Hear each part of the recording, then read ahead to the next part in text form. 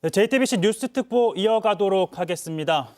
탄핵 2차 표결을 이틀 앞두고 윤석열 대통령이 오늘 대국민 담화를 진행했습니다. 지난 7일 비상계엄 사과 대국민 담화 이후 닷새 만인데요. 탄핵 2차 표결을 앞두고 정면 돌파를 선택한 것으로 보입니다. 자, 오늘 뉴스 특보에서는 윤석열 대통령의 대국민 담화를 포함해 국민의힘 상황 그리고 탄핵 표결을 앞둔 국회 상황을 이어서 전해드리도록 하겠습니다. 네, 오늘 뉴스특보는 사회부 박병현 기자 그리고 차진아 교수님과 함께 이야기 나누도록 하겠습니다. 안녕하십니까? 안녕하세요. 네, 먼저 그럼 오늘 오전 있었던 윤석열 대통령의 대국민 담화가 이루어진 용산 대통령실로 가보겠습니다. 네, 강희연 기자, 오늘 윤석열 대통령의 4차 대국민 담화가 있었는데요. 간략하게 내용부터 전해주시죠. 네, 윤 대통령은 오전 9시 40분부터 약 30분간 대국민 담화를 발표했습니다. 윤 대통령은 왜 비상계엄령을 선포할 수밖에 없었는지 그 당위성을 설명하는 데 대부분의 시간을 할애했습니다. 그 과정에서 목소리가 커지고 또 거친 표현을 쓰면서 다소 격앙된 반응을 보이기도 했는데요. 먼저 지금 야당은 비상계엄 선포가 내란죄에 해당한다며 광란의 칼춤을 추고 있다며 과연 지금 대한민국에서 국정마비와 국헌 문란을 벌이고 있는 세력이 누구냐고 꼬집었습니다. 그러면서 야당의 국무위원들에 대한 탄핵 사례를 언급하면서 자신들의 비위를 덮기 위한 방탄 탄핵이고 공직기관과 법질서를 완전히 무너뜨리는 거라고 했습니다. 이런 사람들이야말로 나라를 망치려는 반국가 세력 아니냐라고 되물었는데요. 윤 대통령은 거대 야당 민주당이 자신들의 비리를 수사하고 감사하는 서울중앙지검장과 검사들, 또 헌법기관인 감사원장을 탄핵하겠다고 했을 때 이제 더 이상은 그냥 지켜볼 수만 없다고 판단했다며 곧 사법부에도 탄핵의 칼을 들이댈 것이 분명했기에 비상계엄령 발동을 생각하게 됐다고 설명했습니다. 네, 윤석열 대통령은 말씀하신 것처럼 이제 이 계엄령의 당위성을 설명한 데 이어서 이제 계엄령 선포 이후 이뤄졌던 행위들이 정당하다, 위법이 아니다라는 데 이제 설명을 하는 데 치중을 했었는데 이 계엄령 선포 이후 국회에 계엄군이 투입됐던 상황에 대해서는 어떻게 설명을 했습니까? 네, 윤 대통령은 헌법의 틀 내에서 대통령의 권한을 행사하기로 했다고 강조했습니다. 윤 대통령은 국방장관에게 과거의 계엄과는 달리 계엄의 형식을 빌려 작금의 위기 상황을 국민들께 알리고 호소하는 비상조치를 하겠다고 했다며 국회 계엄 해제 의결이 있자 즉각적인 병력 철수를 지시했다고도 했습니다. 이어서 계엄 선포 방송을 본 국회 관계자와 시민들이 대거 몰릴 것을 대비해 질서 유지를 하기 위한 것이지 국회를 회산시키거나 기능을 마비시키려고 한 것은 아니었다라고 강조했습니다. 병력이 투입된 시간은 한두 시간 정도에 불과했고 만일 이 국회 기능을 마비시키려고 했다면 평일이 아닌 주말을 기해서 계엄을 발동했을 거라고도 했습니다. 네, 지금 탄핵안 표결을 이틀 앞두고 있는데 야권에서는 즉각 하야하라라는 목소리도 나오고 있죠. 지금 윤석열 대통령 자신의 거취에 대해서는 물러나지 않겠다 공개적으로 선언을 한 거죠. 네, 맞습니다. 윤 대통령은 탄핵하든 수사하든 저는 이에 당당히 맞설 거라고 했습니다. 사실상 하야보단 탄핵 가결 시 헌재의 판단과 이후 각종 수사에 대응하겠다는 의지를 밝힌 겁니다. 윤 대통령은 질서 유지를 위해 소수의 병력을 잠시 투입한 것이 폭동이란 말이냐, 도대체 2시간짜리 내란이라는 것이 있는 것이냐라고 주장하며 자신에게 적용된 내란 혐의도 강하게 부인했습니다. 네, 이번 주 토요일에 있을 2차 탄핵 표결 전까지 윤석열 대통령이 별도의 입장을 밝히지 않을 걸로 보였는데 사실 그동안 윤석열 대통령 좀 공개 행보를 하지 않고 있었잖아요. 그런데 오늘 이런 담화를 갑자기 발표한 이유 어떻게 봐야 할까요? 네, 아무래도 이번 내란 사태에 정면 돌파하기로 방향을 정한 걸로 보입니다. 일단 임기를 지키면서 자신을 향한 내란 혐의 수사에 대응하고 이 탄핵 가결 시 헌재에서 법적 다툼을 해보겠다는 판단을 내린 겁니다. 이 대통령의 고도의 정치적 판단이었다는 취지로 비상계엄령 선포의 당위성을 강조한 만큼 법리적 다툼도 해볼 만하다는 의지가 읽힙니다. 하지만 앞서 윤 대통령은 직전 3차 담화에서 자신의 임기를 포함해 전국 수습 방안을 당에게 일임하겠다고 했는데요. 윤 대통령의 하야를 요구한 이 당의 논의를 거부한 것이어서 스스로의 약속을 번복했다는 지적을 피하기 어려워 보입니다. 오는 14일 2차 탄핵안 표결을 앞두고 여당에서도 표결에 참석하겠다는 의원들이 늘고 있었는데 이 탄핵 가결 가능성도 더 커졌다는 해석도 나옵니다. 네, 강 기자, 오늘 윤석열 대통령의 담화는 갑작스럽게 이뤄졌다라는 평가가 나오고 있는데 이 오늘 담화 대통령실 청사에서 사전에 녹화로 진행이 된 건가요? 네, 그렇습니다. 윤 대통령은 오늘 오전 8시 20분쯤 이곳 대통령실 청사에 출근했습니다. 지난 7일 3차 담화 이후 닷새 만인데요. 오늘 오전에 이 대국민 담화를 녹화한 걸로 전해집니다. 윤 대통령은 30분쯤 머문 뒤 이곳 청사에서 빠져나간 걸로 전해집니다. 지금까지 용산 대통령실에서 JTBC 강연입니다. 네, 이어서 윤석열 대통령의 대국민 담화 내용을 차근차근 짚어보도록 하겠습니다. 네, 우선 윤석열 대통령은 현재 이 대한민국 상황이 국가의 위기 상황이고 이 비상계엄 선포는 불가피했다. 이 당위성을 설명하는 데 치중을 했는데요. 또 이제 야권에서 비판을 하고 있는 국회 병력 투입 등도 당연히 이루어질 수밖에 없었다. 그리고 불법, 위법은 없었다라는 걸 설명하는 데 치중을 했습니다. 그리고 이제 야권에서 요구하고 있는 즉각 하야, 그리고 이제 탄핵에 대해서는 정면 돌파하겠다라는 입장을 밝혔고요. 자, 우선 그러면 윤석열 대통령의 대국민 담화 내용 일부를 먼저 들어보시고 대화를 이어가도록 하겠습니다. 지금 야당은 저를 중범죄자로 몰면서 당장 대통령직에서 끌어내리려 하고 있습니다. 만일 망국적 국헌문란 세력이 이 나라를 지배한다면 어떤 일이 벌어지겠습니까? 위헌적인 법률, 셀프 면죄부 법률, 경제 폭망 법률들이 국회를 무차별 통과해서 이 나라를 완전히 부술 것입니다. 원전 산업, 반도체 산업을 비롯한 미래 성장 동력은 고사될 것이고 중국산 태양광 시설들이 전국의 살림을 파괴할 것입니다. 우리 안보와 경제의 기반인 한미 동맹, 한미일 공조는 또다시 무너질 것입니다. 북한은 핵과 미사일을 고도화하여 우리의 삶을 더 심각하게 위협할 것입니다. 그러면 이 나라 대한민국의 미래가 어떻게 되겠습니까? 간첩이 활개치고 마약이 미래 세대를 망가뜨리고 조폭이 설치는 그런 나라가 되지 않겠습니까? 지금껏 국정마비와 국헌문란을 주도한 세력과 범죄자 집단이 국정을 장악하고 대한민국의 미래를 위협하는 일만큼은 어떤 일이 있어도 막아야 합니다. 저는 끝까지 싸울 것입니다. 국정마비의 망국적 비상 상황에서 나라를 지키기 위해 국정을 정상화하기 위해 대통령의 법적 권한으로 행사한 비상계엄 조치는 대통령의 고도의 정치적 판단이고 오로지 국회의 해제 요구만으로 통제할 수 있는 것입니다. 이것이 사법부의 판례와 헌법학계의 다수 의견임을 많은 분들이 알고 있습니다. 저는 국회 해제 요구를 즉각 수용했습니다.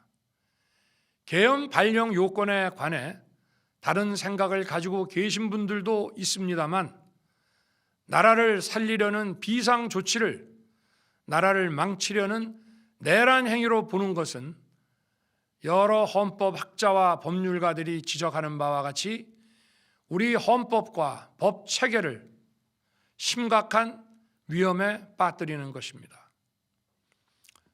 저는 묻고 싶습니다. 지금 여기저기서 광란의 칼춤을 추는 사람들은 나라가 이 상태에 오기까지 어디서 도대체 무엇을 했습니까? 대한민국의 상황이 위태롭고 위기에 놓여 있다는 생각도 전혀 하지 않았다는 말입니까? 공직자들에게 당부합니다. 엄중한 안보 상황과 글로벌 경제 위기에서 국민의 안전과 민생을 지키는 일에 흔들림 없이 매진해 주시기 바랍니다. 국민 여러분, 지난 2년 반 저는 오로지 국민만 바라보며 자유민주주의를 지키고 재건하기 위해 불의와 부정, 민주주의를 가장한 폭거에 맞서 싸웠습니다. 피와 땀으로 지켜온 대한민국, 우리의 자유민주주의를 지키는 길에 모두 하나가 되어 주시길 간곡한 마음으로 호소드립니다. 저는 마지막 순간까지 국민 여러분과 함께 싸우겠습니다. 짧은 시간이지만 이번 계엄으로 놀라고 불안하셨을 국민 여러분께 다시 한번 사과드립니다. 국민 여러분에 대한 저의 뜨거운 충정만큼은 믿어 주십시오. 감사합니다. 네, 윤석열 대통령의 대국민 담화 대부분의 내용이 이제 계엄은 국가의 안보를 위해서 선택할 수밖에 없었던 불가피한 상황이었다. 그리고 이뤄졌던 그 이후에 이뤄졌던 군대의 국회 투입 등은 위법이 아니다, 불법이 아니다. 그리고 자신이 한 행동은 자신이 이제 계엄령을 선포한 거는 이 국가의 안위를 위해서 선택한 일이었다라는 데 설명하는 데 집중이 되었는데요. 또 하나 강조했던 게 이제 계엄은 고도의 정치적 판단이다. 대통령이 가진 고유 권한이다라는 점을 거듭해서 강조를 했습니다. 자, 교수님, 우선 오늘 윤석열 대통령의 대국민 담화 어떻게 보셨는지 총평부터 한번 들어볼까요? 일단 본인의 어떤 지금 탄핵 소추안이 가결될 것을 대비하고 그리고 내란죄 우두머리 혐의로 공소 제기돼서 재판받을 것을 대비해서 어떤 그런 내란죄 성립이 안 되고 그리고 탄핵 소추 당했을 때 탄핵 사유가 없다는 점에 대한 본인의 변소에 초점을 맞춘 것으로 보입니다. 일단 검찰 수사 검경이죠. 검경의 수사가 기정사실화되는 분위기 속에서 그것을 좀 자신의 혐의를 변론을 하는 예. 직접 변론을 하는 그런 변론 요지서 같았다. 예. 이런 평가로 보이긴 예. 하는데요. 예. 일단 윤석열 대통령의 담화문을 좀 차근차근 하나 짚어보도록 하겠습니다. 우선 이 비상계엄을 선포할 수밖에 없었던 배경을 앞부분에 이제 주로 할애를 해서 설명을 했었는데 그 중에 하나가 이제 거대 야당이 대통령 취임 이후부터 이제 장관들을 탄핵을 이어가고 또 탄핵 집회까지 주도하는 등 사실상 대선 불복이었다라는 점을 강조를 했거든요. 그 부분도 한번 들어보고 대화 이어가도록 하겠습니다. 과연 지금 대한민국에서 국정 마비와 국헌 문란을 벌이고 있는 세력이 누구입니까? 지난 2년 반 동안 거대 야당은 국민이 뽑은 대통령을 인정하지 않고 끌어내리기 위해 퇴진과 탄핵 선동을 멈추지 않았습니다. 대선 결과를 승복하지 않은 것입니다. 대선 이후부터 현재까지 무려 178회에 달하는 대통령 퇴진 탄핵 집회가 임기 초부터 열렸습니다. 대통령의 국정 운영을 마비시키기 위해 우리 정부 출범 이후부터 지금까지 수십 명의 정부 공직자 탄핵을 추진했습니다. 탄핵된 공직자들은 아무 잘못이 없어도 소추부터 판결 선고시까지 장기간 직무가 정지됩니다. 탄핵이 발의되고 소추가 이루어지기 전 많은 공직자들이 자진 사퇴하기도 하였습니다. 탄핵 남발로 국정을 마비시켜 온 것입니다. 장관, 방통위원장 등을 비롯하여 자신들의 비위를 조사한 감사원장과 검사들을 탄핵하고 판사들을 겁박하는 지경에 이르렀습니다. 자신들의 비위를 덮기 위한 방탄 탄핵이고 공직기관과 법질서를 완전히 무너뜨리는 것입니다. 네, 윤석열 대통령은 이 야당이 특히 이제 민주당을 겨냥을 해서 이재명 대표의 비위 행위를 덮기 위한 방탄 탄핵을 추진하고 있다라고 주장을 하면서 이제 계엄을 선포할 수밖에 없었다라는 주장을 하나를 내놨는데, 자, 우선 이 같은 상황이 이제 계엄의 선포 요건에 해당할 수 있다고 봐야 할까요, 교수님? 전혀 해당되지 않는다라고 생각이 됩니다. 왜냐하면 헌법과 계엄법에 보면 비상계엄을 발령하기 위해서는 전시, 사변 또는 이에 준하는 사태여야 합니다. 그런데 네. 전시도 아닌 것이 분명하고 사변이 아닌 것도 분명하고 이에 준하는 사태라고 하는 것은 전쟁에 준하는 그러한 혹은 정변이 일어난 사태와 비슷한 어떤 혼란상을 얘기하는 것이거든요. 그래서 병력을 동원하지 않으면 우리가 공공의 안녕 질서를 유지할 수 없는 그런 혼란상을 얘기하는 것인데 그렇다라고 볼 수 있는 상황이 전혀 아니기 때문에 이것은 비상계엄의 발령 요건에 전혀 충족되지 않는 그러한 유연적인 비상계엄 선포였다라고 평가가 됩니다. 그리고 또 하나 이제 윤석열 대통령이 거듭 강조했던 게 국가의 안보가 위협하다. 윤석열 대통령은 지금 나라가 간첩 소굴로 만들 것이냐 이런 표현까지 써가면서 야당이 관련 법안을 통과시키는데 협조를 해주지 않고 있다라고 주장을 하고 있는데요.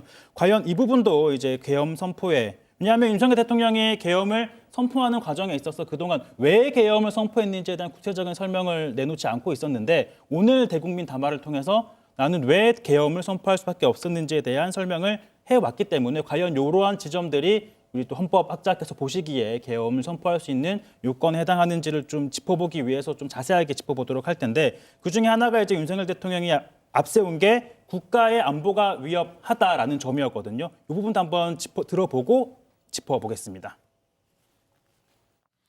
뿐만 아니라 위헌적 특검 법안을 27번이나 발의하면서 정치 선동 공세를 가해 왔습니다. 급기야는 범죄자가 스스로 자기에게 면죄부를 주는 셀프 방탄 입법까지 밀어붙이고 있습니다. 거대 야당이 지배하는 국회가 자유민주주의의 기반이 아니라 자유민주주의 헌정 질서를 파괴하는 괴물이 된 것입니다. 이것이 국정마비요, 국가 위기 상황이 아니면 무엇이란 말입니까? 이것뿐만이 아닙니다.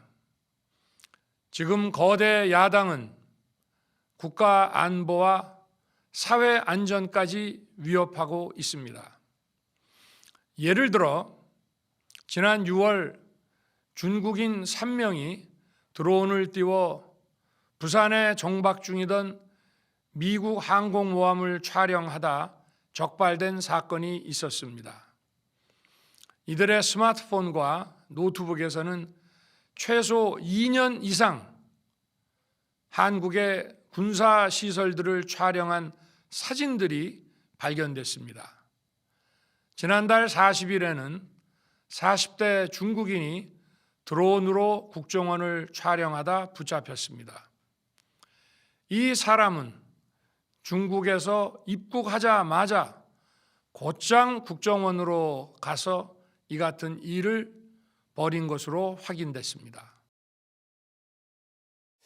네, 윤석열 대통령은 이 계엄 선포의 배경으로 앞서 언급했던 이 탄핵, 남발로 인한 국정마비, 그리고 또 하나 언급한 게 이제 간첩들이 이제 대한민국에서 활개를 칠 수 있다. 야당의 이제 관련 법안을 통과시키는데 협조를 해주지 않았기 때문에 이제 그 나라가 사실상 준정치 상태에 빠질 수 있다라는 취지의 주장을 낸 것 같은데, 과연 이러한 요건들이 준정치 상태, 그러니까 계엄령을 발동할 수 있는 요건에 해당한다고 봐야 할까요?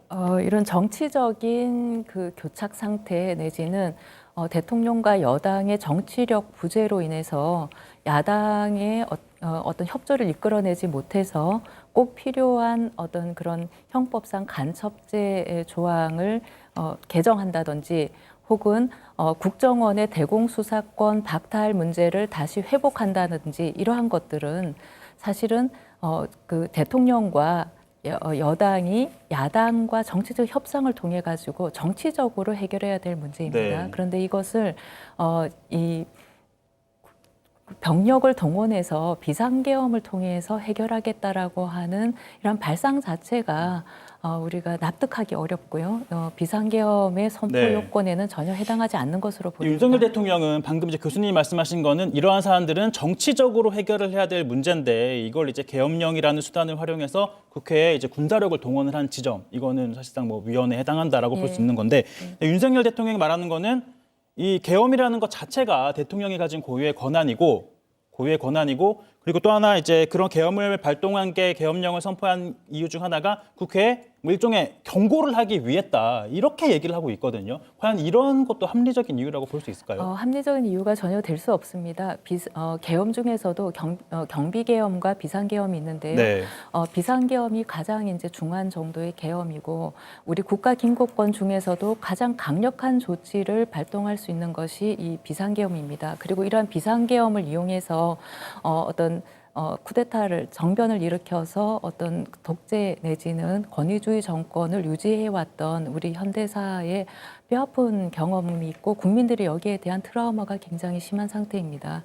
이런 상황을 우리가 고려하지 않는다 하더라도 비상계엄이라고 하는 것은 우리가 그 전시 또는 사변 또는 이에 준하는 국가 비상사태에 있어서 통상적인 수단을 통해 가지고는 국난을 극복하기가 어렵기 때문에 아주 최후의 수단으로만 발동해야 할 것을 우리가 예정하고 있는 것이고요. 그렇기 때문에 국회의 계엄 해제 요구권이라고 하는 그러한 통제 수단도 남겨둔 것입니다. 독재를 위해서 오남용되지 않도록 하기 위한 최후의 어떤 그런 통제 수단이 바로 이러한 그 국회 계엄 해제 요구권인데요. 이런 국회의 정치 활동을 금지하는 내용의 그러한 그 계엄 포고령을 발령하는 등 이러한 그 정치력을 통해서 해결해야 될 문제를 군사력을 통해서 동원할 수 있고 이것이 대통령의 고유 권한이기 때문에 다 면책이 된다라고 하는 주장은 오늘날 민주적 법치 국가인 대한민국에서는 통용되기 어려운 주장이라고 생각이 됩니다. 윤석열 대통령은 뭐 그 수단 마지막 교수님 말씀하신 그 마지막 수단까지 무력하기 위해서 지금 각종 이제 국회 뭐 현안질이나 상임위에 나와서 말하는 당시에 이제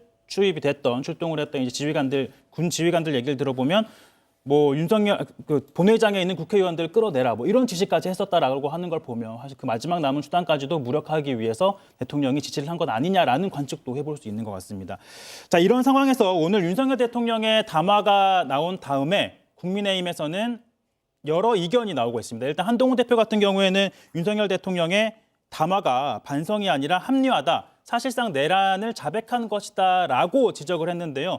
그러자 이제 소위 친윤계 의원들은 그렇게 섣불리 판단할 수 있느냐라며 격앙된 반응을 보이기도 했습니다. 자, 오늘 국민의힘, 여당 국민의힘에서는 새로운 원내대표를 선출하는 의원총회가 열리기도 했었는데요. 조금 전에 새 원내대표가 선출이 되기도 했습니다. 그럼 국회 연결해서 누가 원내대표로 선출이 되었는지 한번 얘기 들어보도록 하겠습니다. 네, 안지영 기자. 방금 전 국민의힘 권성동 원내대표가 새 원내대표로 선출이 됐다고요? 네, 맞습니다. 친윤계 권성동 의원이 106표 가운데 72표를 받으며 새 원내대표로 선출됐습니다.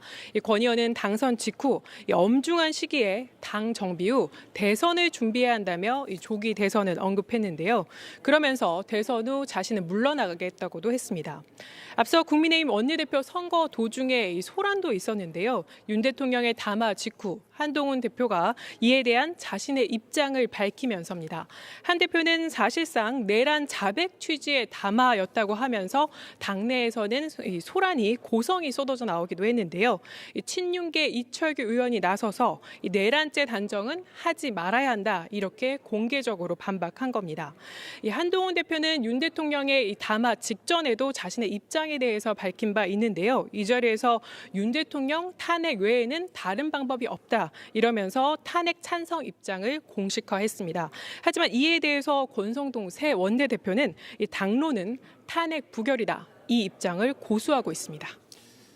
네, 윤석열 대통령 담화가 나온 다음에 야권에서도 곧바로 입장을 밝힌 것으로 보이는데 그 입장도 전해주시죠. 네, 방금 전 국회의장인 우원식 국회의장은 참담하다 이런 입장을 밝혔고요. 또 민주당에선 김민석 최고위원이 공개적으로 입장을 밝혔습니다. 이 김 최고위원은 담화는 극단적 망상 표출이다. 관계자들에게 증거인멸 공개 지령이다 이렇게 평가했고요. 국민의힘을 향해서는 탄핵안에 자율투표해달라 이렇게 말하기도 했습니다. 의원직을 방금 전 상실한 조국 전 대표도 이 담화가 끝난 직후에 페이스북을 통해서 입장을 발표했는데요. 이 내란 수괴이자 과대망상, 편집증 환자가 뻔뻔하게 자신의 범죄를 정당화했다며 토요일이 아니라 당장 탄핵해야 한다 이런 입장을 밝히기도 했습니다. 앞서 윤 대통령은 이재명 대표를 지목해서 이 거대 야당 대표의 유죄 선고 회피를 위해 탄핵을 시도했다고도 했는데 이에 대해서 이재명 대표의 입장은 아직까지 나오지 않고 있지만 곧 나올 것으로 보입니다. 네, 마지막으로 오늘 본회의에서 윤석열 대통령 2차 탄핵 소추안이 국회에 보고가 되는 거죠? 네, 맞습니다. 오늘 본회의는 오후 2시에 예정돼 있는데요. 윤석열 대통령 내란 특검법과 지난주 토요일에 부결됐던 김건희 특검법안이 표결에 붙여질 예정입니다. 또 두 특검법안은 어제 민주당이 단독으로 법사위에서 통과시켰던 법안들인데요. 그리고 이 예외 이번 주 토요일에 표결할 것으로 보이는 윤석열 대통령 탄핵 소추안도 이 새로운 내용을 포함해서 다시 본회의에 보고될 예정입니다. 지금까지 국회에서 JTBC 안지연입니다. 네, 윤석열 대통령 담화문이 나온 이후 야권에서는 곧바로 이제 입장문을 내고 있는데요. 우선 이 박병혁 기자, 야권에서는 윤석열 대통령의 담화문에 대해서 어떻게 반응을 하고 있나요? 이 민주당에서도 방금 국회 연결을 통해 전달을 했는데 일단은 윤 대통령을 당장 체포해야 한다라는 목소리도 나오기도 했습니다. 특히 이제 정청래 민주당 의원 같은 경우에는 윤석열을 오늘 당장 체포하라, 윤석열 원하는 대로 탄핵해주마라는 글을 SNS에 올렸고 이 송순호 최고위원도 윤석열 대통령을 향해 즉시 체포하라고 주문을 하기도 했습니다. 네. 이 박주민 의원도 마찬가지로 박주민 의원 같은 경우에는 극우 보수 유튜브의 한 장면을 보는 것 같다라는 글을 남겼고 이 박찬대 원내대표도 추잡하다라는 반응을 보였습니다. 사실 오히려 이번 윤석열 대통령의 담화문이 야당 입장에서는 더 탄핵의 정당성을 부여하는 입장이 되어버린 셈인 것 같습니다. 자, 이제 담화가 나온 이에 김민석 최고위원이 민주당 김민석 최고위원이 기자간담회를 가졌는데요. 그 내용도 한번 직접 들어보겠습니다. 오늘 오전 담화로 이 시간 현재 윤석열의 정신적 실체가 재확인되었습니다. 헌정 수호를 위해 헌법과 법률을 위반하고 실패할 계엄을 기획했다는 발언은 극단적 망상의 표출이고 불법 계엄 발동의 자백이며 대국민 선전포고입니다. 이미 탄핵을 염두에 두고 헌재 변론 요지를 미리 낭독해 극우의 소요를 선동한 것입니다. 나아가 관련자들의 증거인멸을 공개 지령한 것입니다. 윤석열에게 국가와 국회가 해야 할 조치는 질서 있는 탄핵입니다. 국민의힘은 즉각 탄핵 자유투표를 결정해 주기 바랍니다. 국회는 국민의 요구대로 이번 토요일 윤석열 탄핵 가결을 위해 힘을 모으겠습니다. 헌재는 신속한 윤석열 탄핵 결정으로 국가 정상화의 시간을 최소화해 주실 것으로 믿습니다. 불안한 일상을 견뎌내고 계시는 국민 여러분께 다시 한번 감사드리며 힘과 뜻을 모아주시기를 간곡히 부탁드립니다. 네, 이제 야당에서는 이틀 앞으로 다가온 윤석열 대통령 2차 탄핵안 통과에 좀 주력을 하고 있는 모습인데요. 일단 변수가 하나 생긴 게 있습니다. 오늘 대법원에서 조국혁신당 대표에 대한 실형이 대법원에서 이제 확정이 됐죠. 이제 관련 내용 박병현 기자가 좀 정리해 주실까요? 예, 일단 조국 대표는 자녀 입시 비리하고 청와대 감찰 무마 의혹 사건으로 이미 2019년에 재판이 넘겨졌습니다. 네. 1심과 2심에서 모두 징역 2년이 선고가 됐는데 오늘 대법원은 이 원심 판결을 확정을 했습니다. 대법원이 밝힌 이유를 보면 공소권 남용, 각 범죄의 성립의 법리 오해, 그리고 판단 누락 등이 잘못이 없다라고 밝혔습니다. 일단 실형이 확정된 거기 때문에 조 대표는 향후 2년간 수형 생활을 해야 합니다. 검찰은 당장 조 대표의 자진 출석을 해서 교도소 수감을 하겠다라는 이런 입장을 밝혔습니다. 그럼 오늘 대법원의 형이 확정이 되면서 의원직은 곧바로 상실을 하게 되는 거죠? 맞습니다. 공직선거법하고 국회법에 따르면 이제 향후 5년간 피선거권을 잃고 의원직도 박탈된 겁니다. 지금 그런 상황에서 이제 탄핵안 표결을 앞둔 상황에서 변수가 생겼다고 말씀드린 이유가 이제 탄핵안이 표결이 되려면 국회의원 3분의 2 이상이 이제 탄핵에 찬성을 해야 합니다. 그런데 이제 현재 범야권의 의석수가 192석이었죠. 이제 민주당과 개혁신당 등 이제 범야권의 의석수가 192석이었는데 여기에서 이제 조국 대표가 의원직을 상실하게 되면서 191석으로 줄어들게 됐습니다. 그렇기 때문에 국민의힘에서 최소 9표의 이탈표가 나와야 탄핵안이 통과될 수 있는데요. 또 하나의 변수는 이제 조국 의원이 비례대표였습니다. 비례대표였기 때문에 곧바로 의원직을 이제 상실을 한 다음에 후순위 비례대표 순번이 승계를 할 수가 있습니다. 승계를 할 수가 있지만 현재 이제 대법원에서 형이 확정이 되면 그 결과를 국회에 전달을 하고 국회는 이제 선관위를 통해서 승계하는 작업이 이루어지도록 되어 있는데요. 그렇기 때문에 그 승계 작업이 곧바로 이루어지게 된다면 이제 기존대로 이제 범야권은 192석이 되는 것이고 그 승계 작업이 다소 시간이 좀 걸린다고 하면 그러니까 오는 토요일까지 그 승계 작업이 이루어지지 못할 경우에는 191석, 범야권이 191석이 되고 3분의 2, 그러니까 200석을 채우기 위해서는 여권에서 9표의 이탈표가 나와야 한다는 산술적인 계산을 해볼 수 있을 것으로 보입니다. 자, 그리고 또 하나의 변수가 이제 국민의힘에서는 이제 속속 이제 소위 말하는 친한계 의원들 사이에서 탄핵에 찬성하겠다라고 말하는 공개적으로 선언을 하는 의원들이 나오고 있습니다. 자, 하지만 이런 와중에 이제 오늘 새로운 원내대표, 원내사령탑이 바뀌었는데요. 조금 전 국회 안지원 기자가 전해드렸듯이 권성동 의원이 새로운 원내대표로 선출이 됐습니다. 권성동 원내대표는 뭐 대표적인 친윤계 의원이죠. 그러다 보니까 이제 윤석열 대통령 탄핵안에 대해서는 현재로서는 당론은 부결이 당론이다. 이 부결 당론을 바꾸기 위해서는 국회의원들의 3분의 2 이상의 동의가 있어야지 당론을 바꿀 수 있다라고 주장을 하고 있는데요. 그렇기 때문에 이 원내대표의 행보 그리고 앞으로 국민의힘이 어떤 당론을 확정 지을지가 이 탄핵 표결의 핵심 쟁점이 될 걸로 보입니다. 오늘 새로운 원내대표로 당선이 된 권성동 의원의 얘기 한번 들어보시죠.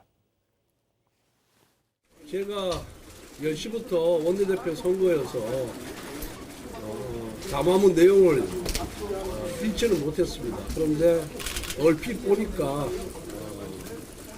본인이 비상계엄을 할 수밖에 없었던 이유에 대한 본인의 소명서로 보였습니다. 한동훈 대표는 오늘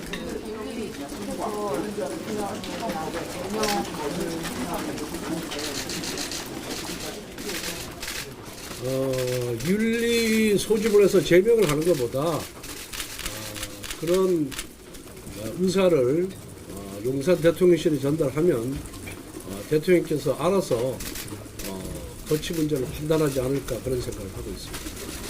한동훈 대표는 당론으로 탄핵 찬성을 해야 된다고 하는데 지금은 당론이 탄핵 부결입니다. 이를 변경하려면 의원 3분의 2 이상의 동의가 필요합니다. 의원총회를 열어서 그 부분에 대해서 당론 변경을 할 것인지 아니면 당론을 그대로 유지할 것인지에 대해서 의원님들의 총의를 모아보겠습니다. 탄핵 표결에는 자유 참여하도록 하실 겁니까? 그 부분도 의총을 통해서 결정하겠습니다. 이제 우리 당은 굉장히 어려운 상황입니다. 의원들 각자의 의견은 존중받아야 되지만 중요 사안, 중요 현안에 대해서는 단을 데우러 갈 필요가 있다고 생각을 합니다. 그래서 모든 것을 의원총회를 열어서 중지를 모으고 총의를 모아서 결정하도록 하겠습니다. 이 정도로 하겠습니다. 오늘은. 한동훈 대표가 또 내란에 대해서 자백하는 취지의 담화였다라고 말한 부분입니다. 그건 그 이유에 대해서는 한동훈 대표께 여쭤보시고 저는 그 부분에 대해서는 논평하지 않겠습니다. 박근혜 대통령 탄핵 추진하셨는데 윤석열 비상계엄 선포는 탄핵 사유 안 된다고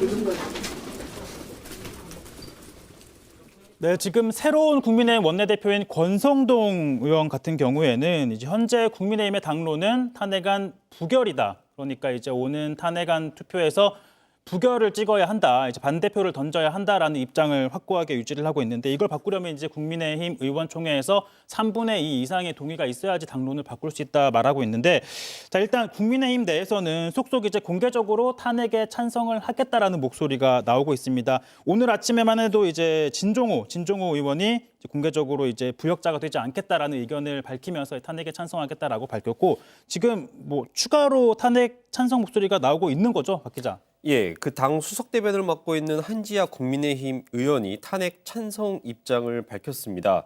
이 본인의 SNS에 이런 글을 올렸는데요. 이 대통령 거취는 본인이 선택하는 게 아니라 국민이 선택해야 하는 거고 이 국민의 선택에 우리 당도 따라야 한다고 적었습니다. 그러면서 이번 주 예정된 토요일 표결에도 반드시 참여하겠다라고 적었습니다. 한지아 의원 같은 경우에는 소위 뭐 친한계 의원으로 꼽히고 있는 거죠. 사실 지금 앞서 말씀드렸듯이 국민의힘에서 최소 뭐 8표에서 9표의 이탈표가 이탈표라는 표현도 현재로서는 조심스럽긴 합니다만 반대표가 탄핵에 찬성표가 나와야지 국회에서 탄핵안 표결이 통과될 수 있는데 현재까지 이제 국민의힘에서 나온 탄핵안 찬성 입장을 공개적으로 밝힌 의원은 한지아 의원을 포함해서 여당 내에서 7번째 공개 찬성입니다. 어제 김재섭 의원이 공개적으로 기자회견을 열고 찬성 입장을 밝혔고, 네, 오늘은 이제 한지아 수석 대변인이 이제 찬성 입장을 밝히기도 했습니다. 사실 오늘 이 같은 경우에는 윤석열 대통령의 담화문이 나온 다음에 공개 입장을 밝혔기 때문에 오늘 오전에 있었던 윤 대통령의 담화문이 여당 내 의원들에게 이제 표심에 어떤 영향을 미칠지도 한번 관심 있게 봐야 할 걸로 보이겠습니다. 자, 그럼 이어서 이제 윤석열 대통령의 담화문을 조금 더 이제 짚어보도록 할 텐데요. 자, 윤 대통령 같은 경우에는 계엄령을 발동할 수밖에 없었던 또 다른 이유 가운데 하나로 이 중앙선거관리위원회의 문제점을 짚었거든요. 이번에 아시다시피 이 계엄군이 중앙선관위까지 직접 들어간 사실이 확인이 됐고 윤석열 대통령은 선관위가 심각한 문제가 있다라는 취지의 주장을 했는데 그 발언도 한번 이어서 들어보도록 하겠습니다. 네. 저는 이번에 국방장관에게 선관위 전산 시스템을 점검하도록 지시한 것입니다. 최근 거대 야당 민주당이 자신들의 비리를 수사하고 감사하는 서울중앙지검장과 검사들, 헌법기관인 감사원장을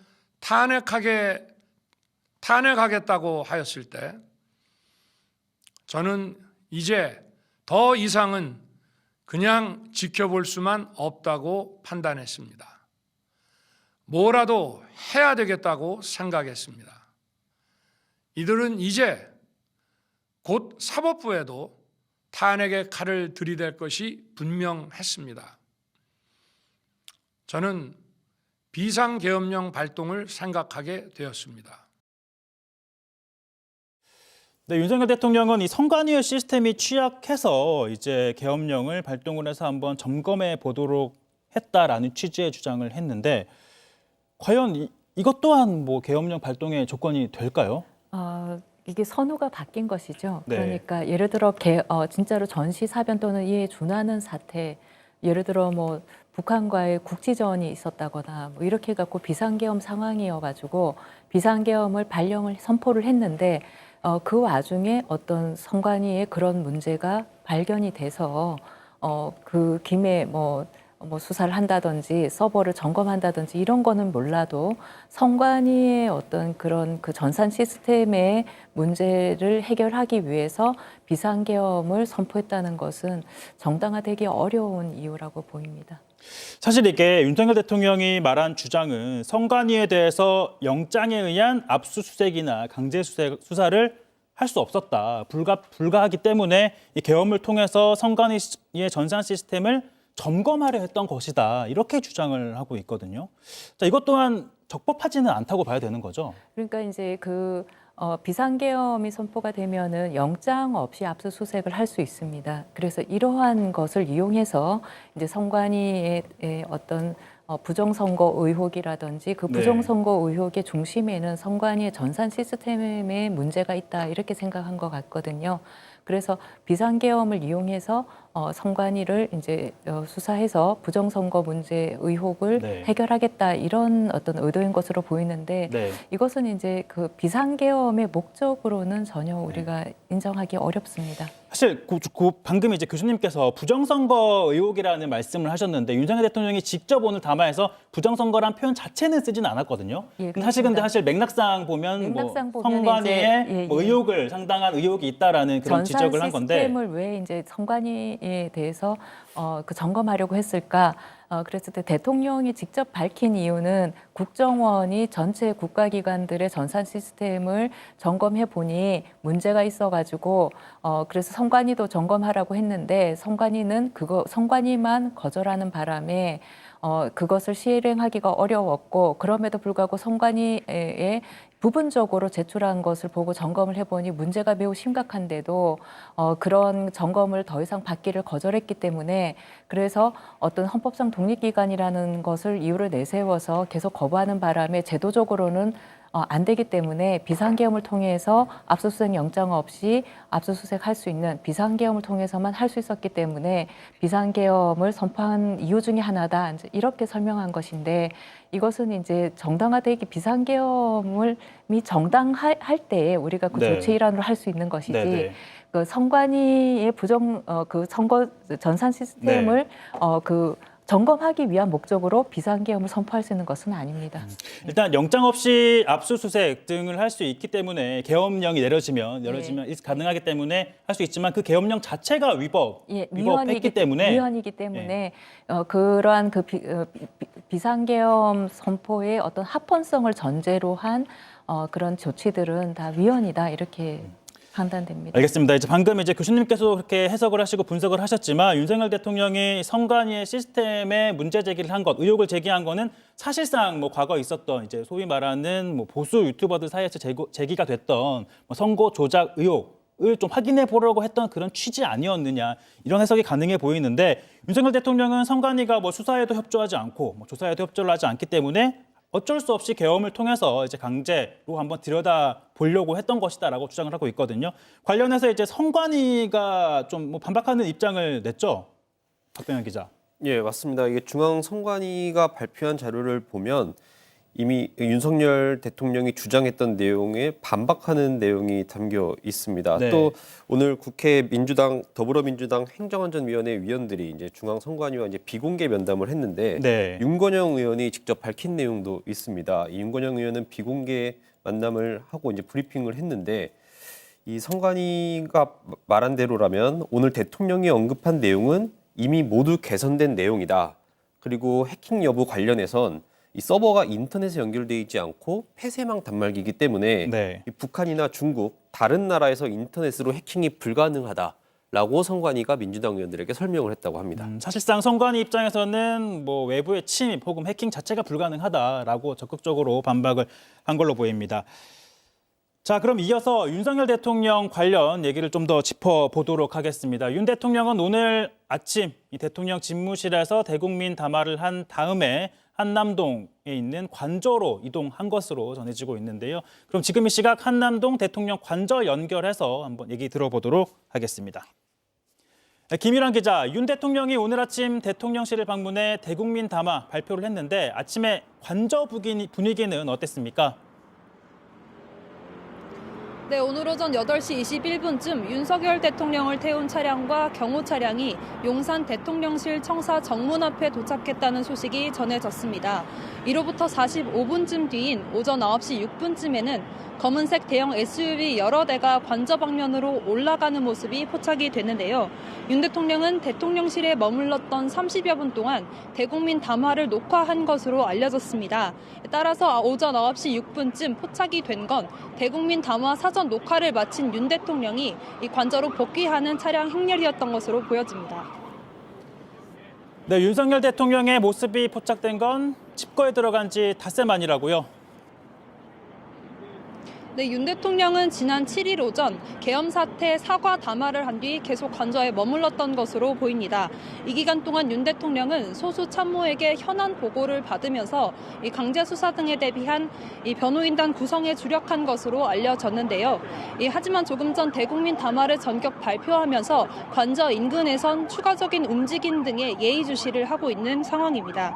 또 대국민 담화 직후 진보당원 여러 명이 모여서 윤석열 대통령 즉각 체포하라 이런 시위를 벌이면서 경계도 조금씩 더 강화되고 있는 상황입니다. 지금까지 한남동 대통령 관저 인근에서 JTBC 김희란입니다. 네, 윤석열 대통령이 지난 7일 이 계엄령 선포에 따른 대국민 사과를 한 다음에 닷새 만에 오늘 이제 국민들을 향해서 사과 입장을 밝히면서 이제 계엄에 대한 정당성을 설명하는 대국민 담화를 했습니다. 그리고 지금 보니까요, 네, 지금 대통령 방금 들어온 소식이 있는데요. 자, 오늘 윤석열 대통령의 담화가 있은 후에 관저 앞에서 일부 시위가 또 있었다고 하고요. 그 과정에서 경찰과 대치가 이뤄지는 일도 있었다고 합니다.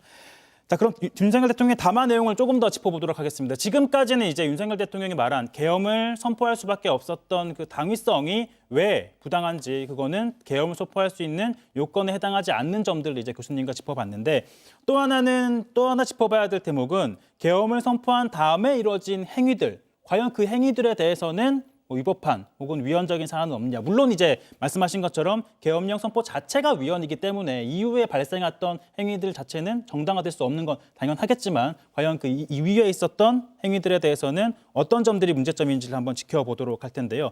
윤석열 대통령은 이제 국회에 병력이 투입이 되고, 또 앞서 말씀드렸듯 선관위에도 일부 병력이 투입된 거에 대해서는 정당성을 내세우고 있습니다. 그리고 위법하지 않았다, 실무장하지 않았다, 이런 주장을 하고 있는데, 그 부분도 한번 들어보고 교수님과 말씀 나눠보도록 하겠습니다.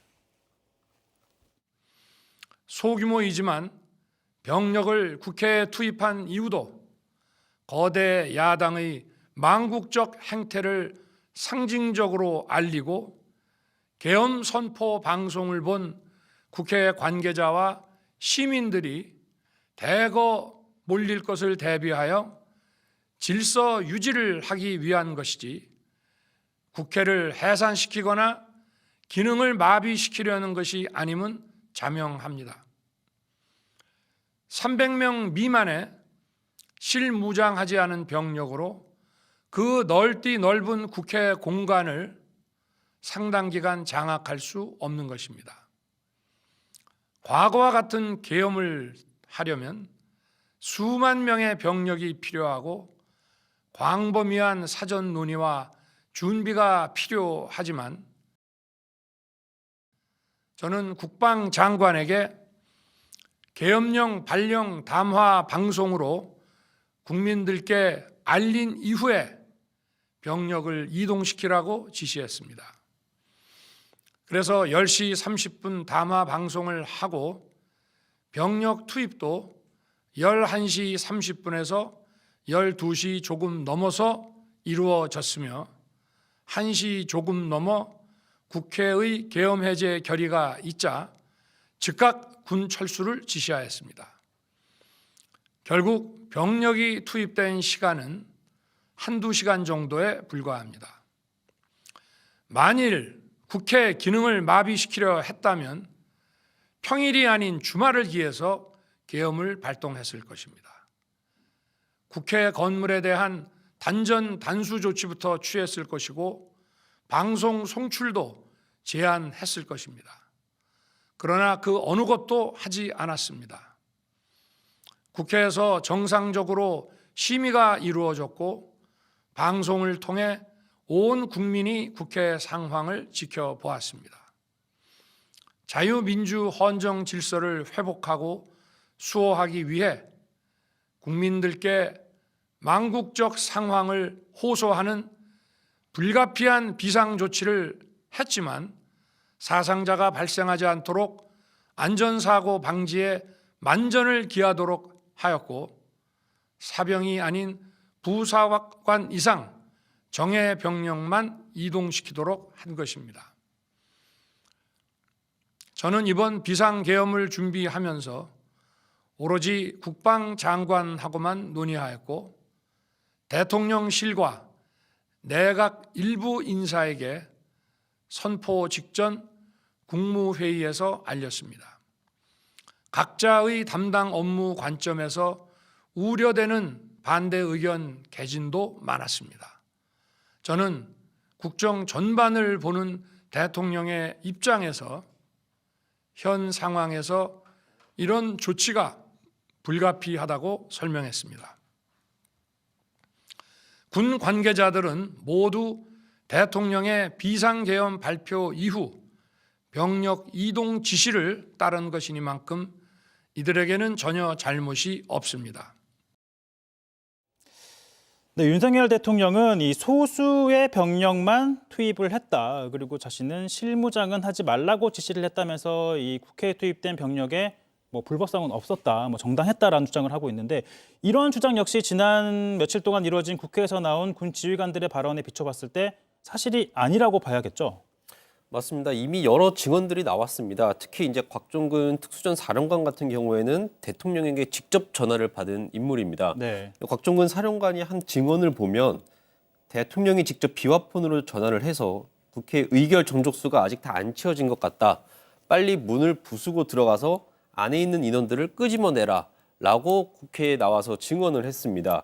오늘 대통령 담화 입장은 곽 전 사령관의 입장과 전혀 배치되는 이기 때문에 이 부분 역시 수사를 할 때 확인할 대목이라고 볼 수 있습니다. 네, 교수님, 그럼 일단 국회에 어쨌든 저희가 그 현장을 직접 목도하지 않았습니까? 이제 창문을 깨고 국회에 진입을 하고 무장을 한 군인들이 국회에 침투를 하는 장면이 생생히 이제 전 국민이 볼 수 있는 상황으로 이제 중계가 된 건데 그러한 부분에 대해서는 윤 대통령은 정당성을 자꾸 얘기를 하고 있어요. 나는 자신은 실무장을 하지 말라고 했다. 정말 뭐 질서 유지라는 표현을 썼거든요. 질서 유지를 위해서 소수의 병력만 투입을 했다라고 하는데 이건 역시 뭐 정당화될 수가 있는 걸까요? 제가 듣기로는 이 내란죄와 그리고 그 탄핵 심판 절차에서도 역시 내란죄 성립 여부가 큰 쟁점이 될 텐데요. 결국은 내란죄가 성립하지 않는다라는 설명을 하고 있는 것으로 보입니다. 그래서 내란죄가 성립하려면 특히 이 사안에서는 국헌문란의 목적으로 폭동을 해야 하는데 이때 국헌문란의 목적과 관련해서 국회의 기능을 완전히 마비시키려고 했던 것인가. 이것이 이제 국헌문란의 목적으로 네. 굉장히 중요합니다. 그래서 지금 윤 대통령이 얘기하는 것은 비상계엄 전반이 전체가 뭐 합헌이고 전체가 다 모두가 다 합법적인 행동이었다 이렇게 얘기하지만 여기서 우리가 좀 포인트는 국회의 기능을 마비시키려고 하는 의도가 없었다라는 변소 내용입니다. 그래서 네, 교수님 잠시만요. 지금 국회에서 진종호 의원의 기자회견이 진행이 되고 있는데요. 한번 들어보도록 하겠습니다.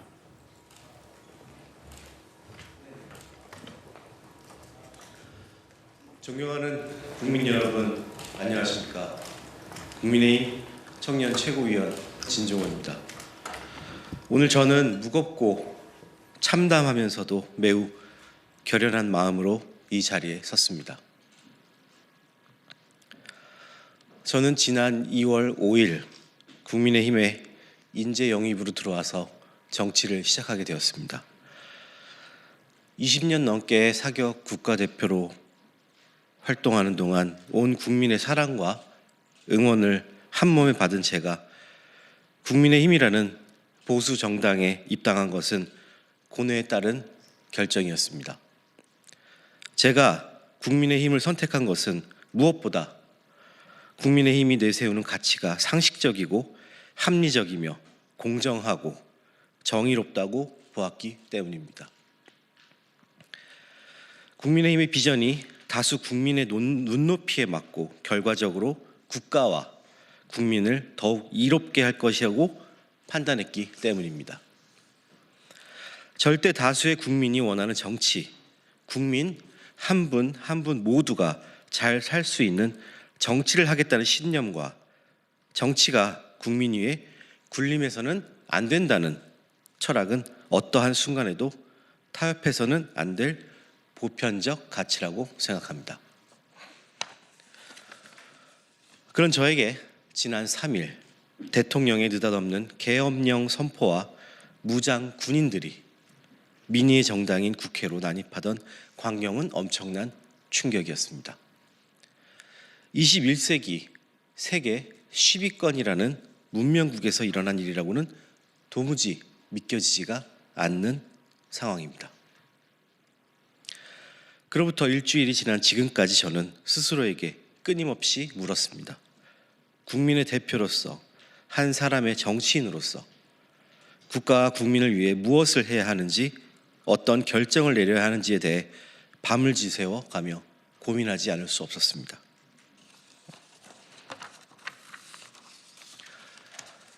그 결과 정치는 국민을 편안하게 하기 위한 과업이라는 가장 기본적인 명제를, 국가를 안전하게 지키는 것이야말로 정치인의 가장 본질적인 책무라는 것을 다시 한번 확인하게 되었습니다.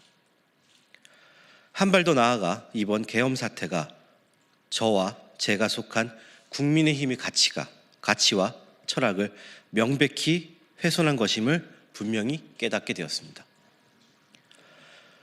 국민 여러분, 그리고 국민의힘 당원 여러분, 저는 이번 주 토요일 국회에서 진행될 탄핵 표결에서 찬성표를 던지려고 합니다. 그리고 저의 이런 결정은 단순한 정치적 계산이 아니라 대한민국의 헌법 정신과 민주주의를 수호하기 위한 결단임을 강조하고자 합니다. 저는 국민의힘이 이번 사태를 잘 극복하고 다시금 국민의 신뢰를 회복할 수 있도록 최선을 다해 노력하겠습니다. 그리고 정치를 통해 국민의 삶을 더 나아지게 만들고 후세에 더 나은 미래를 물려줘야겠다라는 초심 또한 굳게 다짐하고 약속드리겠습니다. 감사합니다. 네, 진종호 의원은 이번 22대 국회에서 처음 입성한 초선 의원이고 지난 전당대회에서 한동훈 대표 체제에서 청년 최고위원으로 당선된 소위 친한계로 꼽히는 의원입니다. 네, 진종호 의원은 민주주의 수호를 위해 결단을 하겠다면서 이제 탄핵안에 찬성하겠다라는 입장을 공개적으로 밝혔습니다. 이로써 현재까지 국민의힘 내에서 탄핵에 찬성하겠다라고 공개적으로 입장을 밝힌 의원은 7명입니다. 7명입니다. 그러니까 지금 조국혁신당 조국 의원의 의원직 상실에 따른 변수가 있긴 하지만 그렇게 되면 범야권이 191석이 됩니다. 191석이기 때문에 국민의힘에서 최소 9표 이상의 찬성표가 나온다면 오는 주말 윤석열 대통령 2차 탄핵안은 가결될 가능성이 큽니다. 다만 변수는 조금 전 국민의힘 의원총회에서 권성동 원내대표가 이제 새로운 여당 사령탑으로 선출이 됐기 때문에 친윤으로 꼽히는 권성동 원내대표가 과연 의원들을 당론으로 얼마만큼 이끌어 갈지가 이제 탄핵 표결의 변수가 될 것으로 보이는데요. 박병현 기자, 지금 진종호 의원의 지금 기자회견 공개적으로 입장을 밝혔는데 어떤 내용이었는지 잠시만 좀 짚어볼까요? 네. 예, 지금 진종호 의원의 발표 지금 말한 내용을 요약을 하면은 일단은 이런 말을 했습니다. 이번 계엄 사태가 이 국민의힘의 가치와 철학을 명백히 훼손한 것임을 깨달았다. 그러면서 국민을 편하게 하기 위한 과업이라는 기본 명제를 다시 한번 확인하게 됐다. 그러면서 이번 주 토요일로 예정된 이 탄핵안 표결에서 찬성표를 던지겠다라고 말을 했습니다.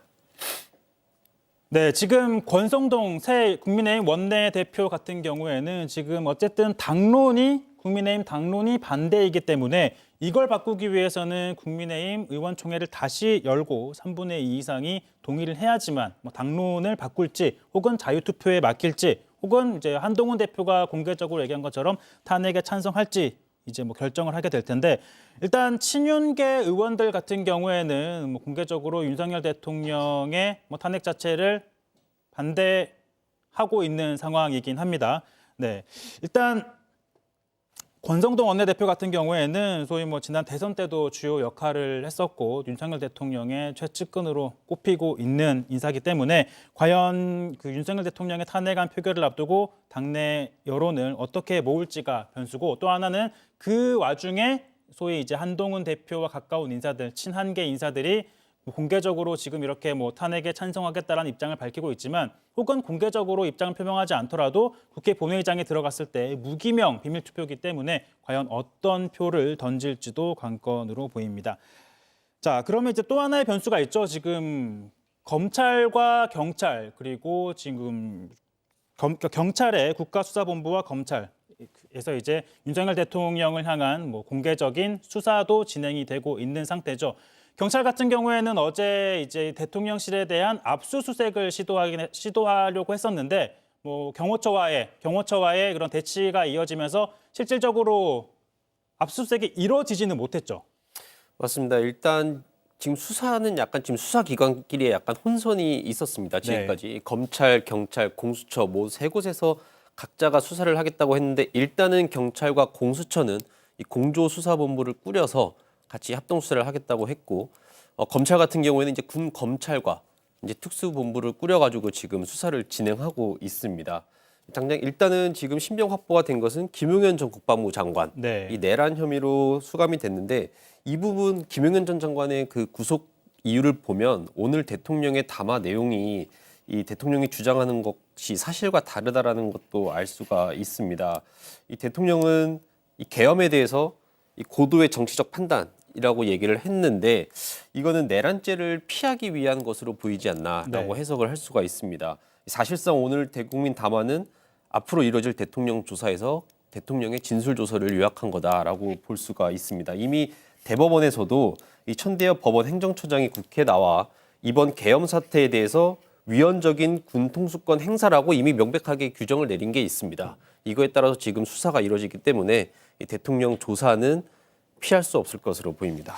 일단 그 방금 이제 박 기자가 얘기했듯이 이 검찰을 제외한 경찰과 공수처가 공조 수사를 하기로 했잖아요. 원래는 이제 경찰과 검찰, 공수처가 각각 이제 수사가 이루어지고 있었는데 이 검찰을 빼고 경찰과 공수처의 공조 수사가 이루어지는 배경이 있다고 혹은 뭐 어떤 뭐 의도가 있다고 볼 수 있을까요? 일단은 경찰은 기본적으로 내란 수사에 대해서는 검찰이 수사권이 없다라고 지금 주장을 네. 하고 있습니다.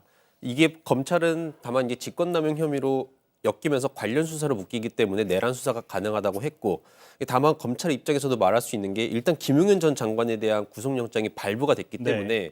그러면서 법원이 일정 부분은 검찰의 내란 수사권이 있다라고 인정을 해준 셈이 됩니다. 다만 경찰은 이 공수처랑 이제 같이 이제 하면서 이제 공수처가 영장 청구권을 또 갖고 있기 때문에 네. 굳이 검찰을 통하지 않고 공수처를 통해서 수사를 진행할 수 있다 이렇게 판단한 걸로 보입니다. 뭔가 그 핵심 피의자들에 대한 신병 확보에서도 공수처와 공조 수사를 했을 때 조금 더 유리할 수 있다라고 뭐 판단을 한 것으로 보이긴 하네요. 지금 반면 이제 검찰 같은 경우에는 또 자체적으로 지금 김용현 전 장관의 신병을 확보한 상태고 또 자체적인 수사에 대한 속도도 내고 있는 분위기인데 오늘 뭐 복지부 장관이 또 소환이 됐죠. 맞습니다. 이제 국무위원들 계엄을 논의했던 국무회의에 참석했던 국무위원들을 상대로 수사가 확대되는 모양새입니다. 일단은 투트랙입니다. 국무위원들에 대한 수사가 진행되고 있고 군 관계자에 대한 수사가 진행되고 네. 있고 오늘 여인영 전 방첩 사령관도 지금 피의자 신분으로 소환돼 네. 지금 조사를 받고 있는 상황입니다. 알겠습니다. 지금 이제 요약해 보자면 검찰은 현재 김용현 전 국방부 장관의 신병을 확보한 상태고 그리고 지난 계엄령 선포 전에 이루어졌던 국무회의에 참석했던 국무위원들을 잇따라서 소환을 하고 있는 걸로 보이는데 그중에서 가장 먼저 이제 보건복지부 장관, 조규용 보건복지부 장관을 오늘 소환을 해서 조사를 하고 있는 것으로 전해지고 있습니다. 뭐 조규용 장관 같은 경우에는 어제 국회에 출석을 해서 자신은 계엄에 반대했다라는 취지의 주장을 하긴 했었는데 사실 뭐 일각에서는 일단 그 계엄을 선포하기 위해 전에 이뤄졌던 국무회의에 참석한 인사인 만큼 과연 그 자리에서 윤 대통령이 어떤 발언을 했고 어떠한 과정을 거쳐서 어떤 심의 절차를 거쳐서 계엄이 선포가 됐는지 그 계엄의 선포 절차에 절차적인 하자는 없는지 등을 짚어봐야 할 걸로 보입니다. 자, 그럼 이어서 이제 경찰의 수사 소식을 한번 짚어보도록 하겠습니다. 어제 대통령실 압수수색을 시도했지만 이 경호처와 대치를 하다가 최종적으로 압수수색은 이루어지지 못했는데요. 현장에 나가 있는 취재 기자를 연결해 보도록 하겠습니다. 김한수 기자, 어제 긴급 체포됐던 경찰 수뇌부들에 대한 수사 어떻게 진행되고 있습니까? 네, 경찰 국가수사본부는 현재 경찰 지휘부에 대한 수사를 이어가고 있습니다. 1.23 내란 사태 당시 경찰이 국회를 통제했던 상황을 집중 조사하겠다는 건데요. 조시호 경찰청장과 김봉식 서울경찰청장을 어제 새벽 긴급 체포한 뒤 현재까지 조사를 이어가고 있습니다. 오늘 중으로는 조 청장과 김 청장에 대한 구속영장을 신청할 방침이라고 이렇게 밝혔습니다. 경찰은 어제 경찰청과 또 서울경찰청, 국회 경비대에 대한 압수수색과 동시에 대통령실에 대한 압수수색도 시도했었는데요. 대통령실 경호처와 6시간 넘게 대치하다 일부 자료만 임무 제출 받았던 것으로 확인됐습니다. 경찰은 대통령실과 지속적으로 협의해 계엄 당일 국무회의 참석자 명단과 회의록 등을 확보하겠다는 방침입니다. 네, 경찰청장이 체포가 되는 초유의 사건이 벌어지기도 했는데요. 이번 수사 과정에서 새롭게 밝혀진 내용은 어떤 게 있을까요? 네, 경찰 지휘부가 사전에 계엄 선포를 전달받았던 것으로 드러났습니다. 조지호 경찰청장과 김봉식 서울경찰청장은 계엄 선포 3시간 전 대통령실 호출을 받고 삼청동 안가에 불려갔고 이 자리에서 윤석열 대통령이 계엄 작전 지휘서를 주고 또 시간대별 시나리오도 설명한 것으로 조사됐습니다. 앞서 조 총장은 언론을 통해 계엄 선포 사실을 처음 알았다고 밝혔는데 이 역시 거짓 해명일 가능성이 높아진 겁니다. 또 조 총장은 윤 대통령과 당시 최소 6번 통화했고 이 통화에서 국회의원을 체포하란 윤 대통령의 지시를 받았다고 진술한 것으로 알려졌습니다. 지금까지 국가수사본부에서 JTBC 김한수입니다. 네, 조 청장은 사실 최초에는 사전에 계엄 선포를 알지 못했다라고 진술을 했었는데 지금 조사 결과 사전에 이제 알고 있었다. 윤석열 대통령과 최소 6번을 통화를 했다라는 수사 과정에서 이러한 사실이 확인된 만큼 과연 이 허위 진술 부분도 좀 짚어봐야 될 것 같고요. 자, 앞서 말했듯이 지금 이제 경찰과 그 공수처가 합동 수사, 공조 수사를 하기로 했다는데 실무 협의가 오늘 진행이 된다고요? 예, 오늘 경찰청과 공수처 그리고 국방부 조사본부가 첫 실무 협의회를 진행한다고 합니다. 오후 3시에 예정돼 있는데 이 국가수사본부에서 이제 실무자 회의를 열고 앞으로 이 공조수사본부에서 어떻게 조사를 하고 어떻게 정보를 교류할지를 논의한다고 합니다. 사실 지금 경찰과 이제 공수처 같은 경우에는 공조 수사를 하기로 했는데 앞으로 검찰과 이 수사를 놓고 좀 부딪힐 갈등을 빚을 요소도 있을까요? 어쨌든 기소는 검찰이 해야 됩니다. 네. 이 사건은 수사를 어떻게 하든 간에 네. 어쨌든 재판 단계에서는 검찰이 해야 되고 영장 청구 단계에서도 검찰이 당연히 판단이 들어가게 될 거고 네. 그렇기 때문에 지금 경찰과 공수처 그리고 검찰을 뺀 그 공조수사본부가 출범을 하긴 했지만 앞으로 수사가 더 진행될수록 이게 검찰과의 갈등이 좀 더 심해질 수도 있습니다. 알겠습니다. 이제 그 경찰 같은 경우에는 내란죄 관련한 수사 권한이 있기 때문에 윤석열 대통령을 포함한 내란죄 혐의에 대한 수사를 이제 집중적으로 펼칠 걸로 보입니다. 하지만 오늘 윤석열 대통령의 대국민 담화 내용을 보면 자신은 고도의 정치적 행위를 했지 내란에 해당하지 않는다라는 데 방점이 찍혀 있는 것으로 보입니다.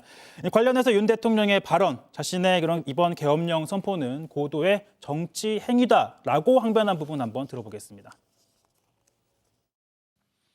저를 탄핵하든 수사하든 저는 이에 당당히 맞설 것입니다. 저는 이번 계엄 선포와 관련해서 법적, 정치적 책임 문제를 회피하지 않겠다고 이미 말씀드린 바 있습니다. 저는 대통령 취임 이후 지금까지 단 한순간도 개인적인 인기나 대통령 임기 자리 보존에 연연해 온 적이 없습니다. 자리 보존 생각만 있었다면 국헌 문란 세력과 구태여 맞서 싸울 일도 없었고 이번과 같이 비상계엄을 선포하는 일은 더더욱 없었을 것입니다. 5년 임기 자리 지키기에만 매달려 국가와 국민을 외면할 수 없었습니다. 저를 뽑아주신 국민의 뜻을 저버릴 수 없었습니다. 하루가 멀다 하고 다수의 힘으로 입법 폭고를 일삼고 오로지 방탄에만 혈안되어 있는 거대 야당의 의회 독재에 맞서 대한민국의 자유민주주의와 헌정 질서를 지키려 했던 것입니다. 그 길밖에 없다고 판단해서 내린 대통령의 헌법적 결단이자 통치 행위가 어떻게 내란이 될 수 있습니까? 대통령의 비상계엄 선포권 행사는 사명권 행사, 외교권 행사와 같은 사법심사의 대상이 되지 않는 통치 행위입니다. 네, 윤석열 대통령은 대통령의 계엄령, 계엄 선포 권한은 이 사면권과 같은 통치행위다. 이 사법심사의 대상이 아니다라는 점을 강조하고 있습니다. 조금 전 이제 박병 기자가 얘기했듯이 이거는 앞으로 이제 내란죄 혐의를 두고 검경에서 수사가 이루어질 텐데 경찰에서 수사가 이루어질 텐데 이 관련 혐의를 뭐 피해가기 위한 논리 아니냐라는 관측이 가능해 보이기도 합니다.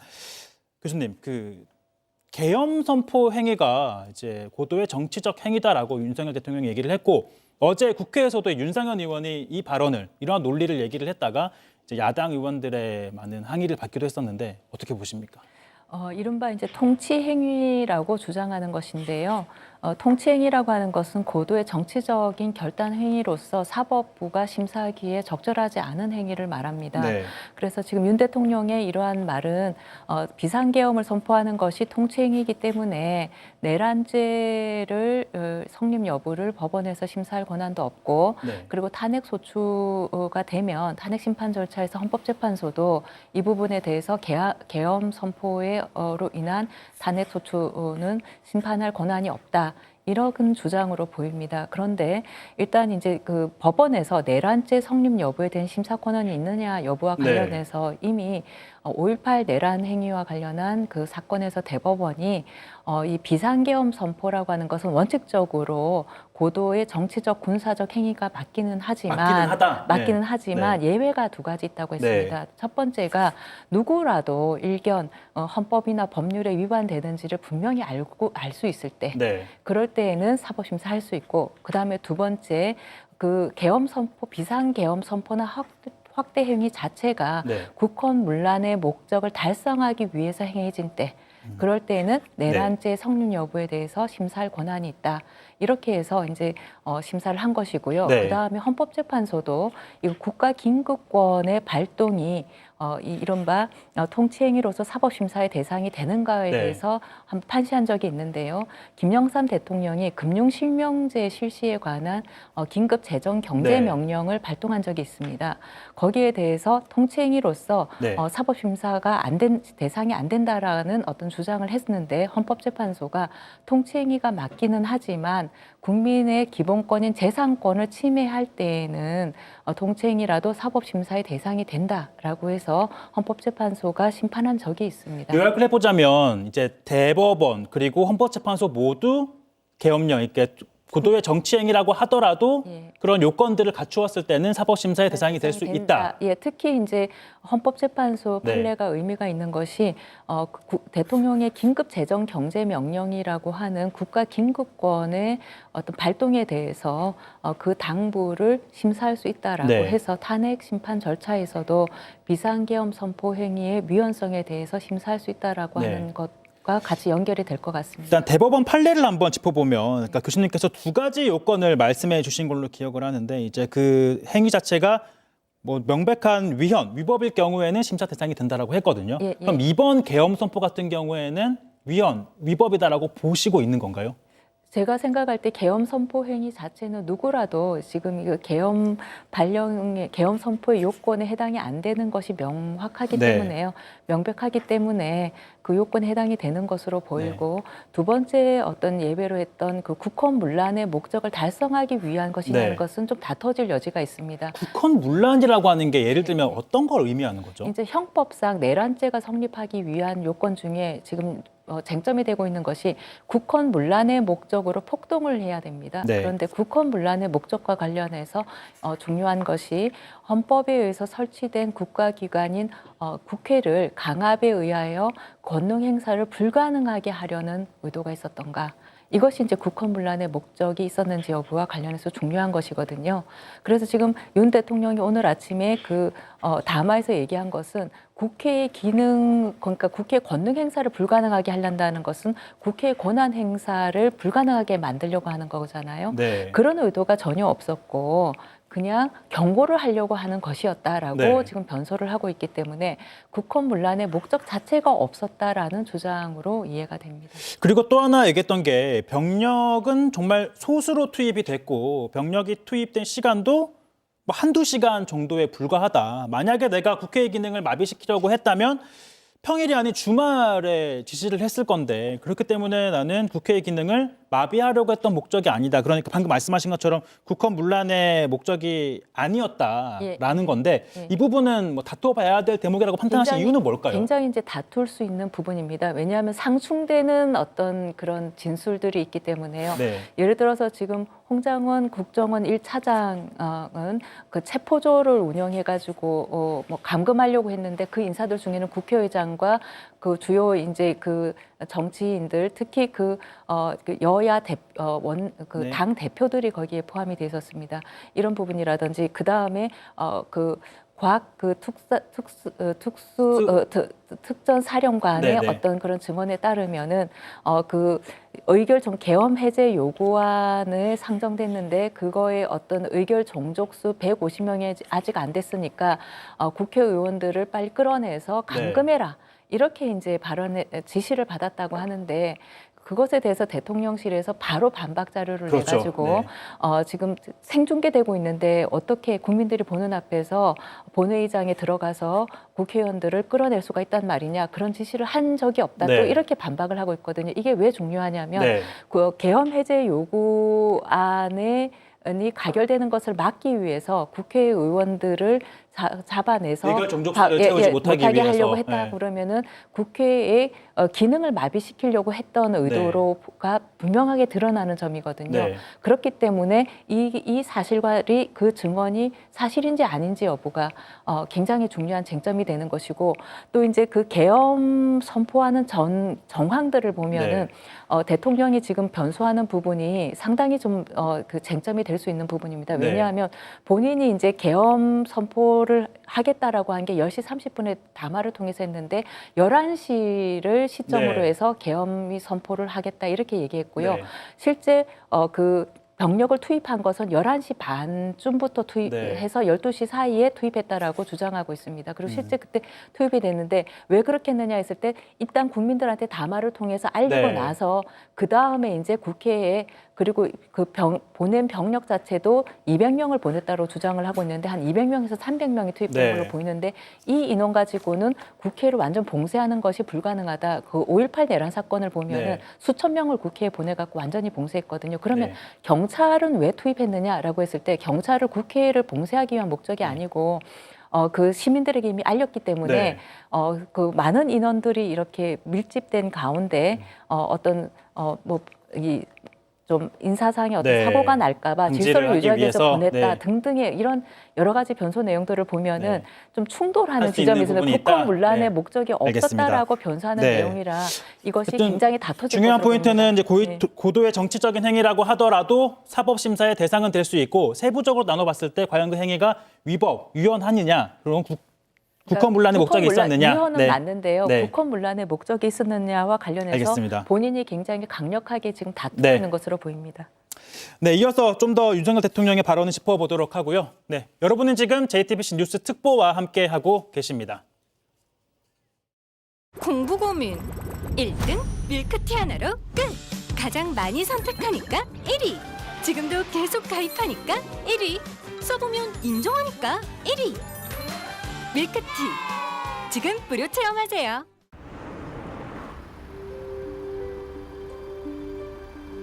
벌써 크리스마스네? 크리스마스 트러플 치즈버거. 치즈 듬뿍 알리고의 향긋한 트러플로 올겨울을 특별하게.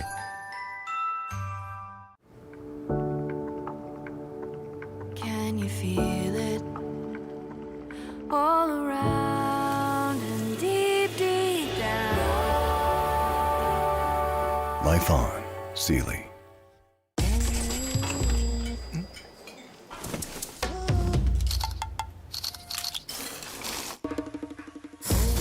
향만 풍기는 오징어라면 게임이 안 되지. 더미식 오징어라면.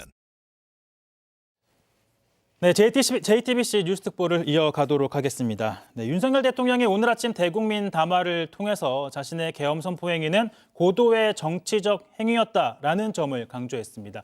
그리고 계엄을 선포할 수밖에 없었던 이유, 그리고 계엄을 선포한 다음 국회에 병력이 투입된 상황 등에 대해서는 위법하지 않았다라는 점을 강조했습니다.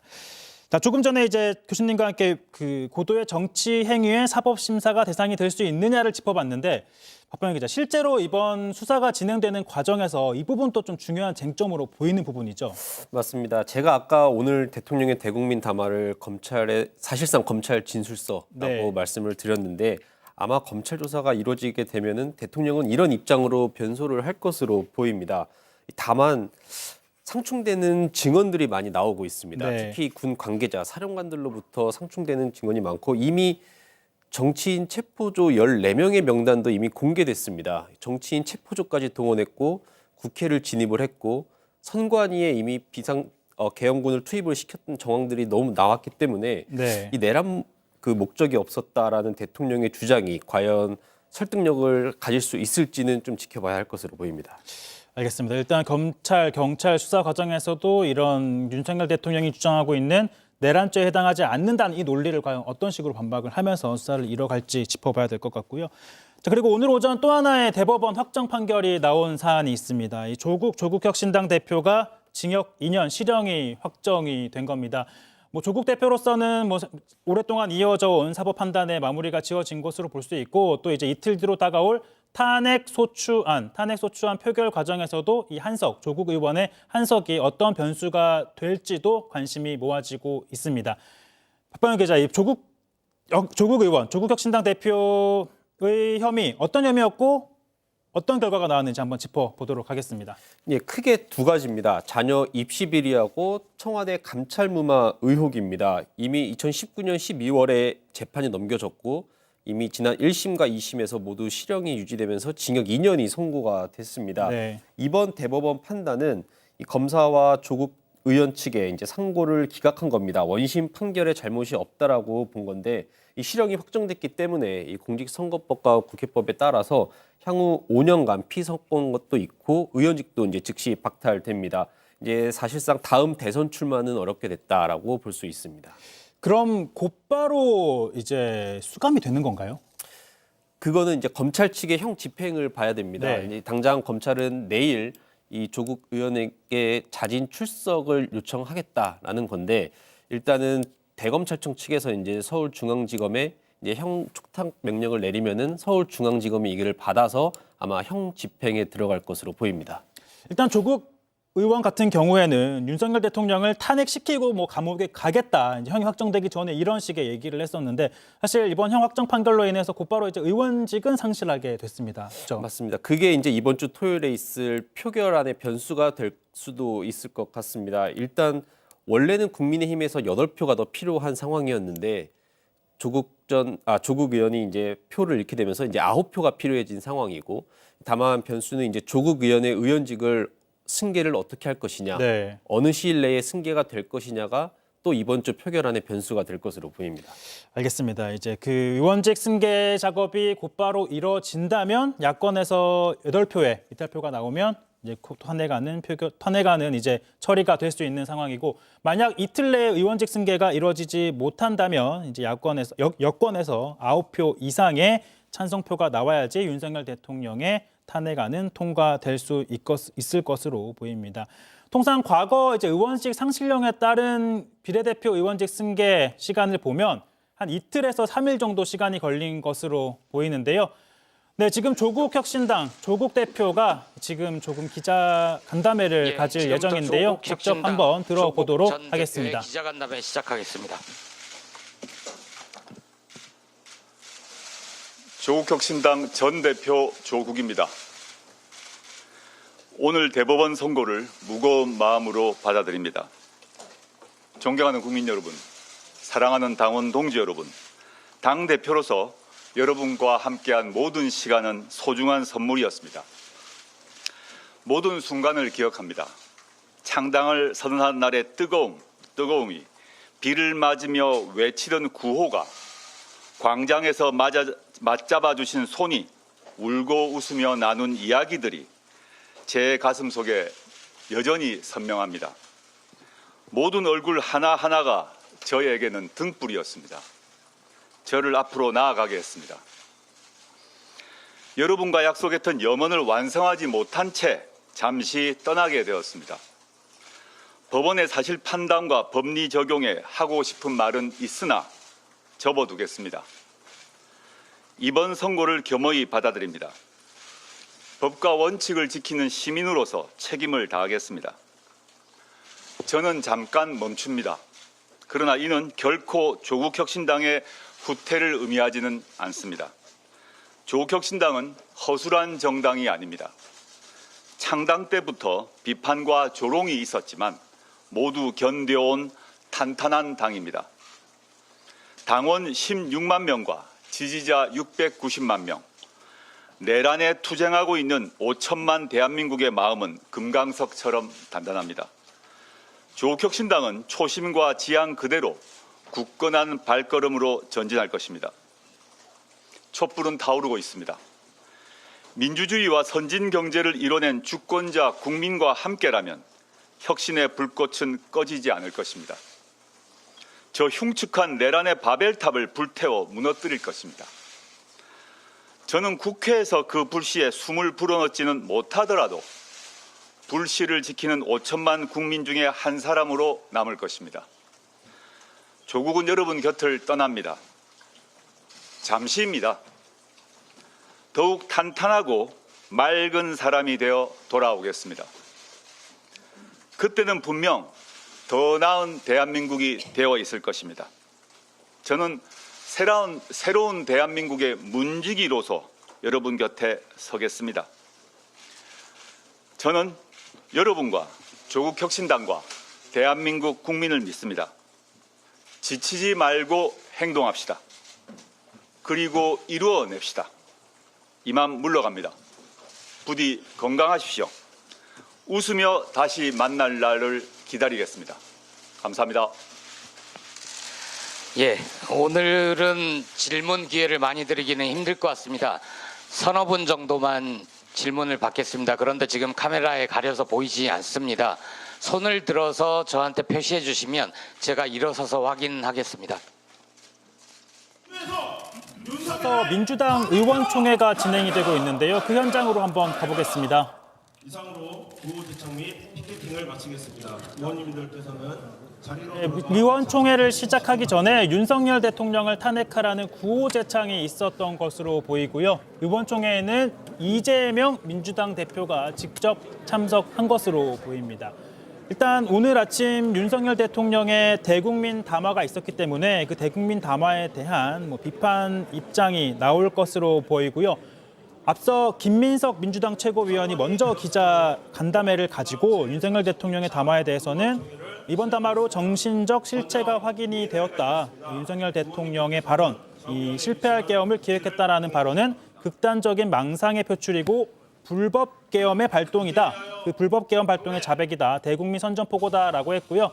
자, 이번 민주당 의원총회에서는 이재명 민주당 대표가 직접 참석할 것으로 보이는 만큼 이 대표의 입장이 어떻게 나올지도 조금 있다가 이 의원총회가 시작이 되면 한번 연결해 보도록 하겠습니다. 교수님, 이 조국 의원 같은 경우에 이제 의원직을 상실을 하게 됐어요. 이제 대법원에서 형이 확정이 됐는데 이제 대법원 향이 확정이 되면 곧바로 의원직은 상실하게 되는 거죠? 예, 그렇습니다. 그럼 이제 의원직은 승계가 이제 비례대표이기 때문에 승계가 하게 되는데 뭐 곧바로 승계가 가능할 걸로 보이나요? 그것은 이제 지금 절차가 있는 거죠? 예, 그래서 뭐 아까 말씀하신 것처럼 중앙선관위에서 이것을 확인해서 이제 그 승계하는 그런 작업을 해야 될 것으로 보입니다. 알겠습니다. 네, 이제 조국혁신당 대표의 승계 여부에 따라서 비례대표직 승계 여부에 따라서 이틀 앞으로 다가온 윤석열 대통령 탄핵안이 어떻게 탄핵안까지 몇 표가 이제 여당 내에서 이탈표가 나와야 될지가 관건으로 보이고요. 네, 민주당 의원총회에서는 박찬대 원내대표가 먼저 모두 발언을 할 것으로 보이고요. 들어보겠습니다. 오늘 내란 숙에 윤석열이 대국민 담화를 했습니다. 극단적 망상에 사로잡힌 정신 이상자나 할 법한 얘기를 하는 모습을 보면서 사람이 이렇게까지 추접해질 수 있는지 비애감마저 들었습니다. 오늘 윤석열의 담화를 통해 확인된 것이 몇 가지 있습니다. 첫째, 윤석열은 극우 유튜버에 심각하게 중독되어 있다. 둘째, 윤석열은 정상적으로 직을 수행할 수 있는 상태가 아니다. 셋째, 윤석열 탄핵 지연은 망국의 길로 가는 지름길이다. 국회가 12.3 내란 사태를 신속하게 종결지어야 합니다. 입만 열면 거짓말을 늘어놓는 정신 이상자가 군 통수권을 쥐고 있는 위험천만한 상황을 방치하는 행위는 국민에 대한 반역입니다. 헌법에 따라 내란 숙의 윤석열을 탄핵하는 것이 가장 질서 있는 절차입니다. 기하급수적으로 증가하는 위험을 막기 위한 최선의 방안입니다. 국민의힘도 이제 결단하십시오. 대한민국을 망국의 길로 끌고 가는 윤석열을 속히 탄핵하지 않는다면 그 막대한 피해는 5,200만 국민이 지게 될 것이 자명합니다. 언제까지 사사로운 권력 노름에 집착하면서 국민과 국가가 입을 피해를 외면할 생각입니까? 국민의힘 의원들은 이성과 양심을 회복하고 국민의 명령을 따르십시오.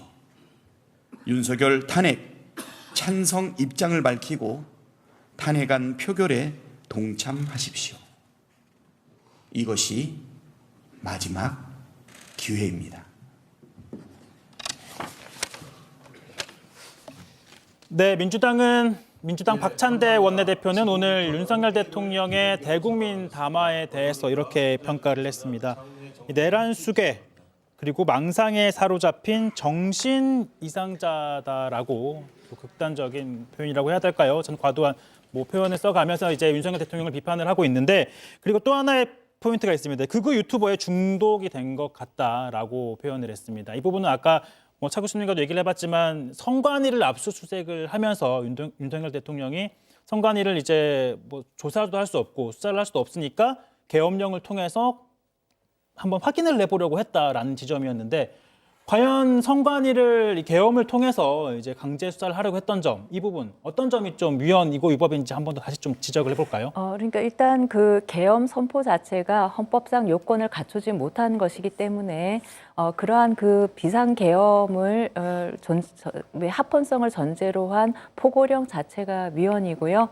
그리고 이를 실행하기 위한 선관위의 압수수색도 다 위헌이라고 할 수 있습니다.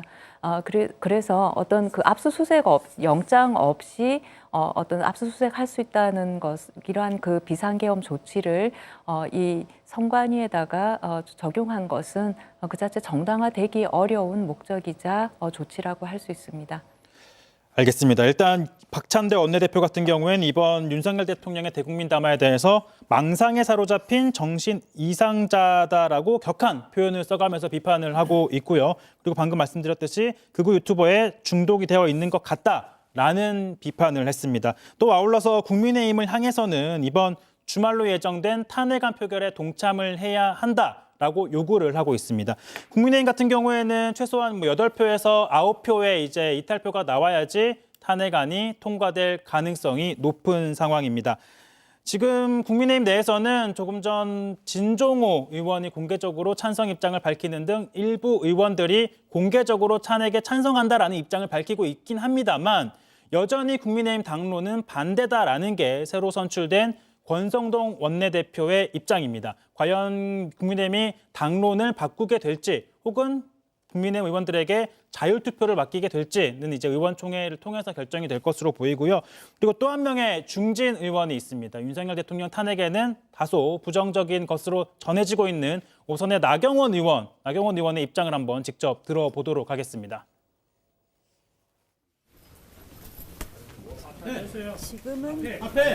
지금은 차분하게 저희가 차분할 때라고 생각을 합니다. 차분하게 대통령 담화의 내용에 대해서 또 그 의미에 대해서 다시 생각해 보아야 될 때라고 생각을 합니다.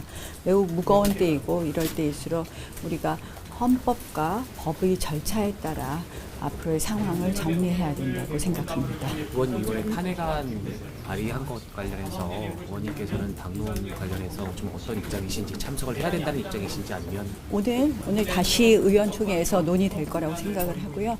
우리 모두 이제는 정말 차분하게 헌법과 법의 절차에 따라서 대응해야 될 것이고 그렇기 때문에 한동훈 대표께서 오늘 아침에 하신 발언은 매우 가벼운 발언이었다. 좀 더 신중했어야 된다는 말씀을 드립니다. 비상계엄 위원입니까 아닙니까? 네, 나경원 의원은 이제 헌법과 절차에 따라서 향후 절차가 진행이 되어야 한다라는 점을 강조를 했고요. 그리고 오늘 윤석열 대통령 역시나 헌법과 법 체계를 강조를 했습니다. 어떻게 얘기를 했냐고 하면 이 자신의 한 비상계엄 선포 행위는 나라를 살리려는 조치였다. 자, 이걸 가지고 야권에서 내란 행위라고 판단한 거는 헌법학자들이 지적하는 바와 같이 헌법과 법 체계를 위험에 빠뜨리는 것이다 라고 주장을 하고 있습니다. 과연 이제 야당에서 말하는 내란 행위가 맞느냐 혹은 자신의 비상조치를 두고 그걸 내란이라고 하는 게 헌법을 위험에 빠뜨리는 거다라고 주장하는 게 이제 양측의 주장이라고 볼 수 있는데 윤석열 대통령의 이 같은 주장은 어떻게 보십니까? 이제 그 객관적인 그런 현실 진단이 좀 잘못된 거 아닌가 싶고요. 다만 의도 자체가 본인의 어떤 국헌문란의 목적이 없었다라고 하는 것에 포커스를 맞추는 거 아닌가 싶습니다. 그래서 지금 그 탄핵 심판 절차에서도 그렇고 형법상 내란죄로 만약에 공소 제기될 경우에는 가장 중요한 요건 중에 하나가 이 국헌문란의 목적이 있었는가거든요. 그래서 본인은 계속 거듭해서 국회의 기능을 마비시키려고 하는 의도가 전혀 없었고 오히려 국회의 폭거로부터 헌법 질서를 수호하기 위한 목적이었다라고 이제 본인의 입장에서 변명하는 것입니다. 그리고 이것은 그 내란죄 성립이 안 된다라는 주장이고 탄핵 사유도 안 된다라는 주장인 것으로 이해가 됩니다. 지금 윤석열 대통령 같은 경우에는 사실 지금 해야 할 의사는 전혀 없다. 나는 내 갈 길을 가겠다라는 점을 이번 담화를 통해 강조한 걸로 보이는데 탄핵을 하든 지금 검찰과 경찰에서 진행되고 있는 것처럼 수사를 하든 당당히 맞서겠다. 국민들만 보고 앞으로 나아가겠다 이런 얘기를 했는데 과연 탄핵 심판까지 갔을 때 이게 대통령실에서는 일각에서는 한번 해볼 만하다. 기각을 끌어낼 수 있지 않겠느냐라는 생각을 하고 있는 것 같아요. 지금 탄핵까지 가겠다라는 결심을 한 걸 보면 과연 그만큼의 기각을 이끌어낼 만한 논리가 된다고 봐야 할까요?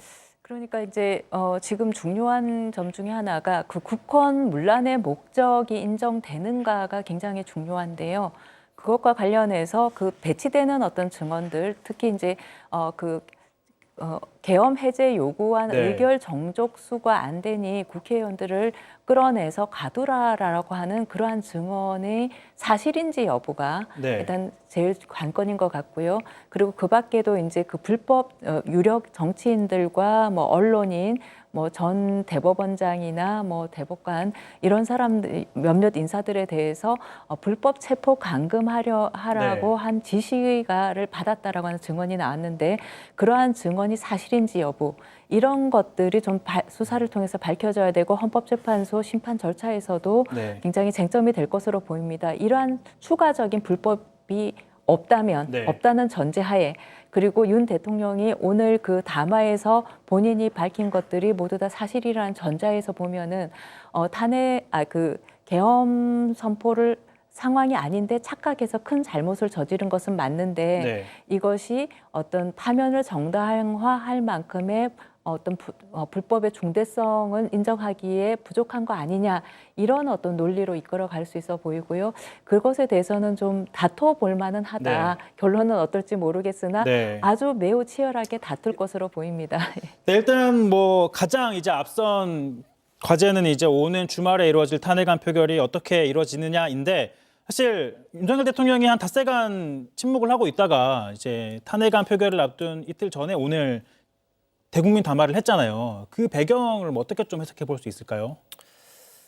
그 배경에 대해서는 오늘 네. 대국민 담화의 내용을 보면서 추론을 할 수가 있을 것 같은데 네. 일단은 대국민 담화의 내용이 상당 부분이 대통령 입장에서 내가 왜 계엄을 선포를 했는지 네. 그리고 계엄을 선포할 수밖에 없었다라고 이제 변소를 하는 내용이 많이 네. 담겼습니다. 이제 뭐 향후 검찰 수사나 이제 헌법재판소로 넘어가게 될 텐데 다만 이제 또 변수로 하나 꼽히는 거는 지금 헌법재판소 재판관이 정원이 차지 않았습니다. 지금 6명인가요? 맞습니다. 네. 9명 정원인데 지금 3명이 공석인 상태고 네. 국회 몫의 3명이 지금 비어 있는 상태입니다. 네.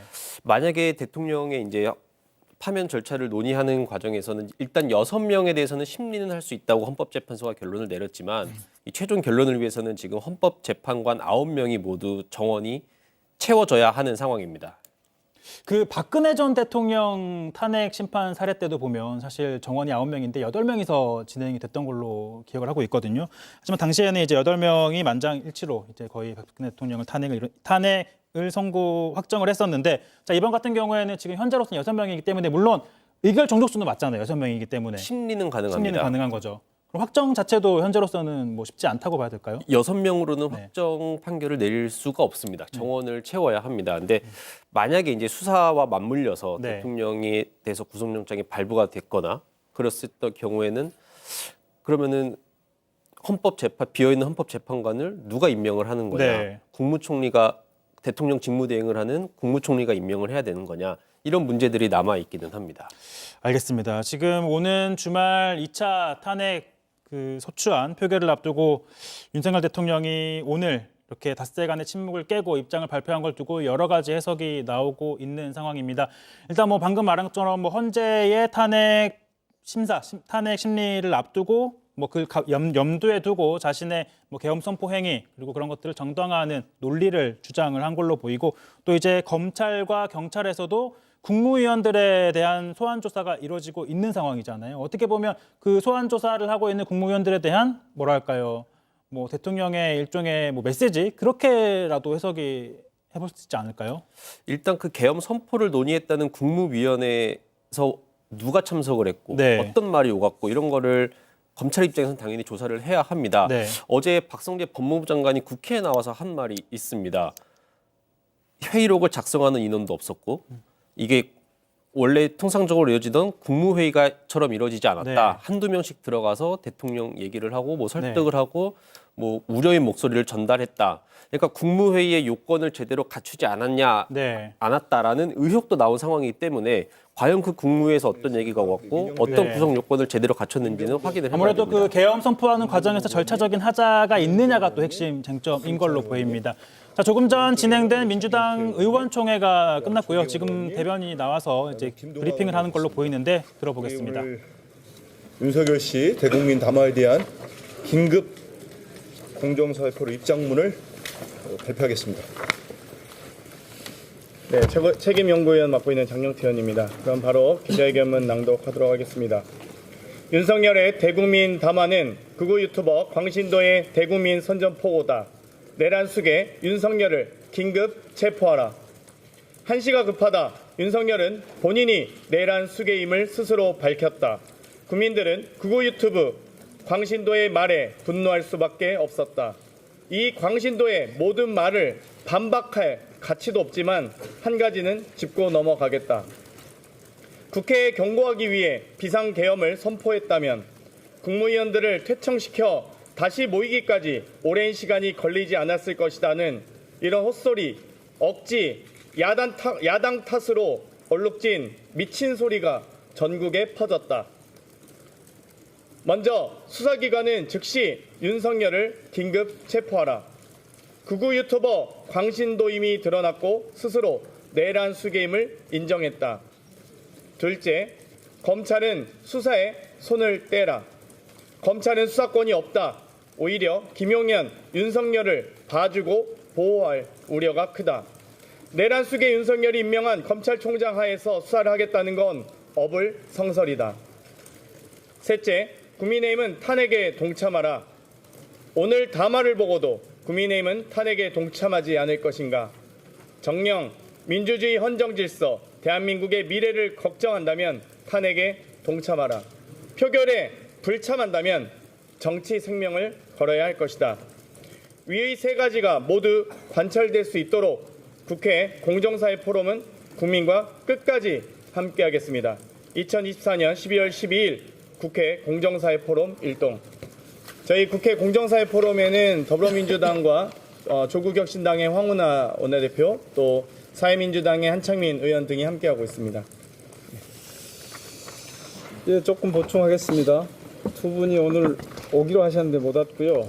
여기 제가 소개를 예. 강준희 의원님 추가로 오셨습니다. 예. 김문수 의원님과 강준현 의원님이 더 오셨습니다.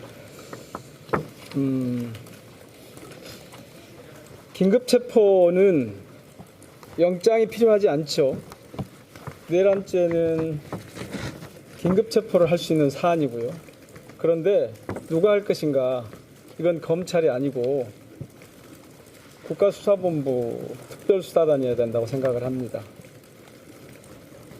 왜 그러냐면 내란죄는 당초부터 검찰의 수사 대상이 아니죠. 거기다가 검찰은 전과가 많이 있습니다. 내란 발생 사흘이 지난 다음에야 특수본을 구성해서 권력의 눈치를 봤을 뿐만 아니라 저울질하고 있었다는 것이 분명합니다. 특히 과거 검찰은 1979년 12.12 쿠데타와 5.18 광주민주화운동 내란죄를 수사하면서 불기소 처분한 바가 있습니다. 지금 검찰이 이 수사에 주도권을 갖는다는 것은 따라서 매우 우려가 큽니다. 검찰은 수사에서 손을 떼고 국수본의 특수단 수사에 적극적으로 협조하는 것이 온당하다고 봅니다. 첫 번째로 할 일은 윤석열을 긴급 체포하는 겁니다. 이것은 더 이상 설명을 붙이지 않아도 여러분들께서 다 아실 겁니다. 왜 그렇게 해야 하는지를 다 아실 거라고 봅니다. 오늘 아침에 지금 저희들 입장문에 나와 있듯이 내가 내란 수괴이다 라고 하는 사실을 스스로 자백했습니다. 혹시 질문 있으십니까?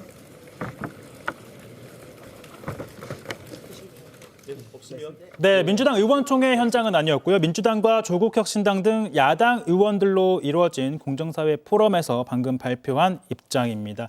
윤석열 대통령을 체포하라, 대국민 선전포고였다라는 입장을 밝혔고요. 자세한 내용은 이어서 들어보도록 하겠습니다. 네, 여러분은 지금 JTBC 뉴스 특보와 함께하고 계십니다. 국립창원대는 지역사회와 함께하는 진정한 글로컬 대학을 꿈꿉니다. 국립창원대학교는 지속 가능한 동반 성장을 이끌어 내겠습니다. 지역사회 새로운 대도약의 시작. 국립창원대학교가 글로컬 성공으로 이루겠습니다. 평화로운 직장 생활을 위한 원포인트 레슨. 이렇게 할 거면 하지 마. 그게 뭘? 힘을 빼시죠. 나였으면 회사 그만뒀어. 우리끼리 밥 먹어. 쟤 빼고 해야죠. 잠깐. 괴롭힘을 빼셔야죠. 직장 내 괴롭힘을 빼야 웃을 힘이 납니다. 함께 일할 힘이 납니다. 괴롭힘 없는 오피스, 함께 만드는 오피스. 국립창원대는 지역사회와 함께하는 진정한 글로컬 대학을 꿈꿉니다. 국립창원대학교는 지속 가능한 동반 성장을 이끌어 내겠습니다. 지역사회 새로운 대도약의 시작. 국립창원대학교가 글로컬 성공으로 이루겠습니다. 네, 지금까지 윤석열 대통령 담화문을 자세하게 짚어봤습니다. 잠시 후 JTBC 뉴스 특보에서 이어가도록 하겠습니다. 고맙습니다.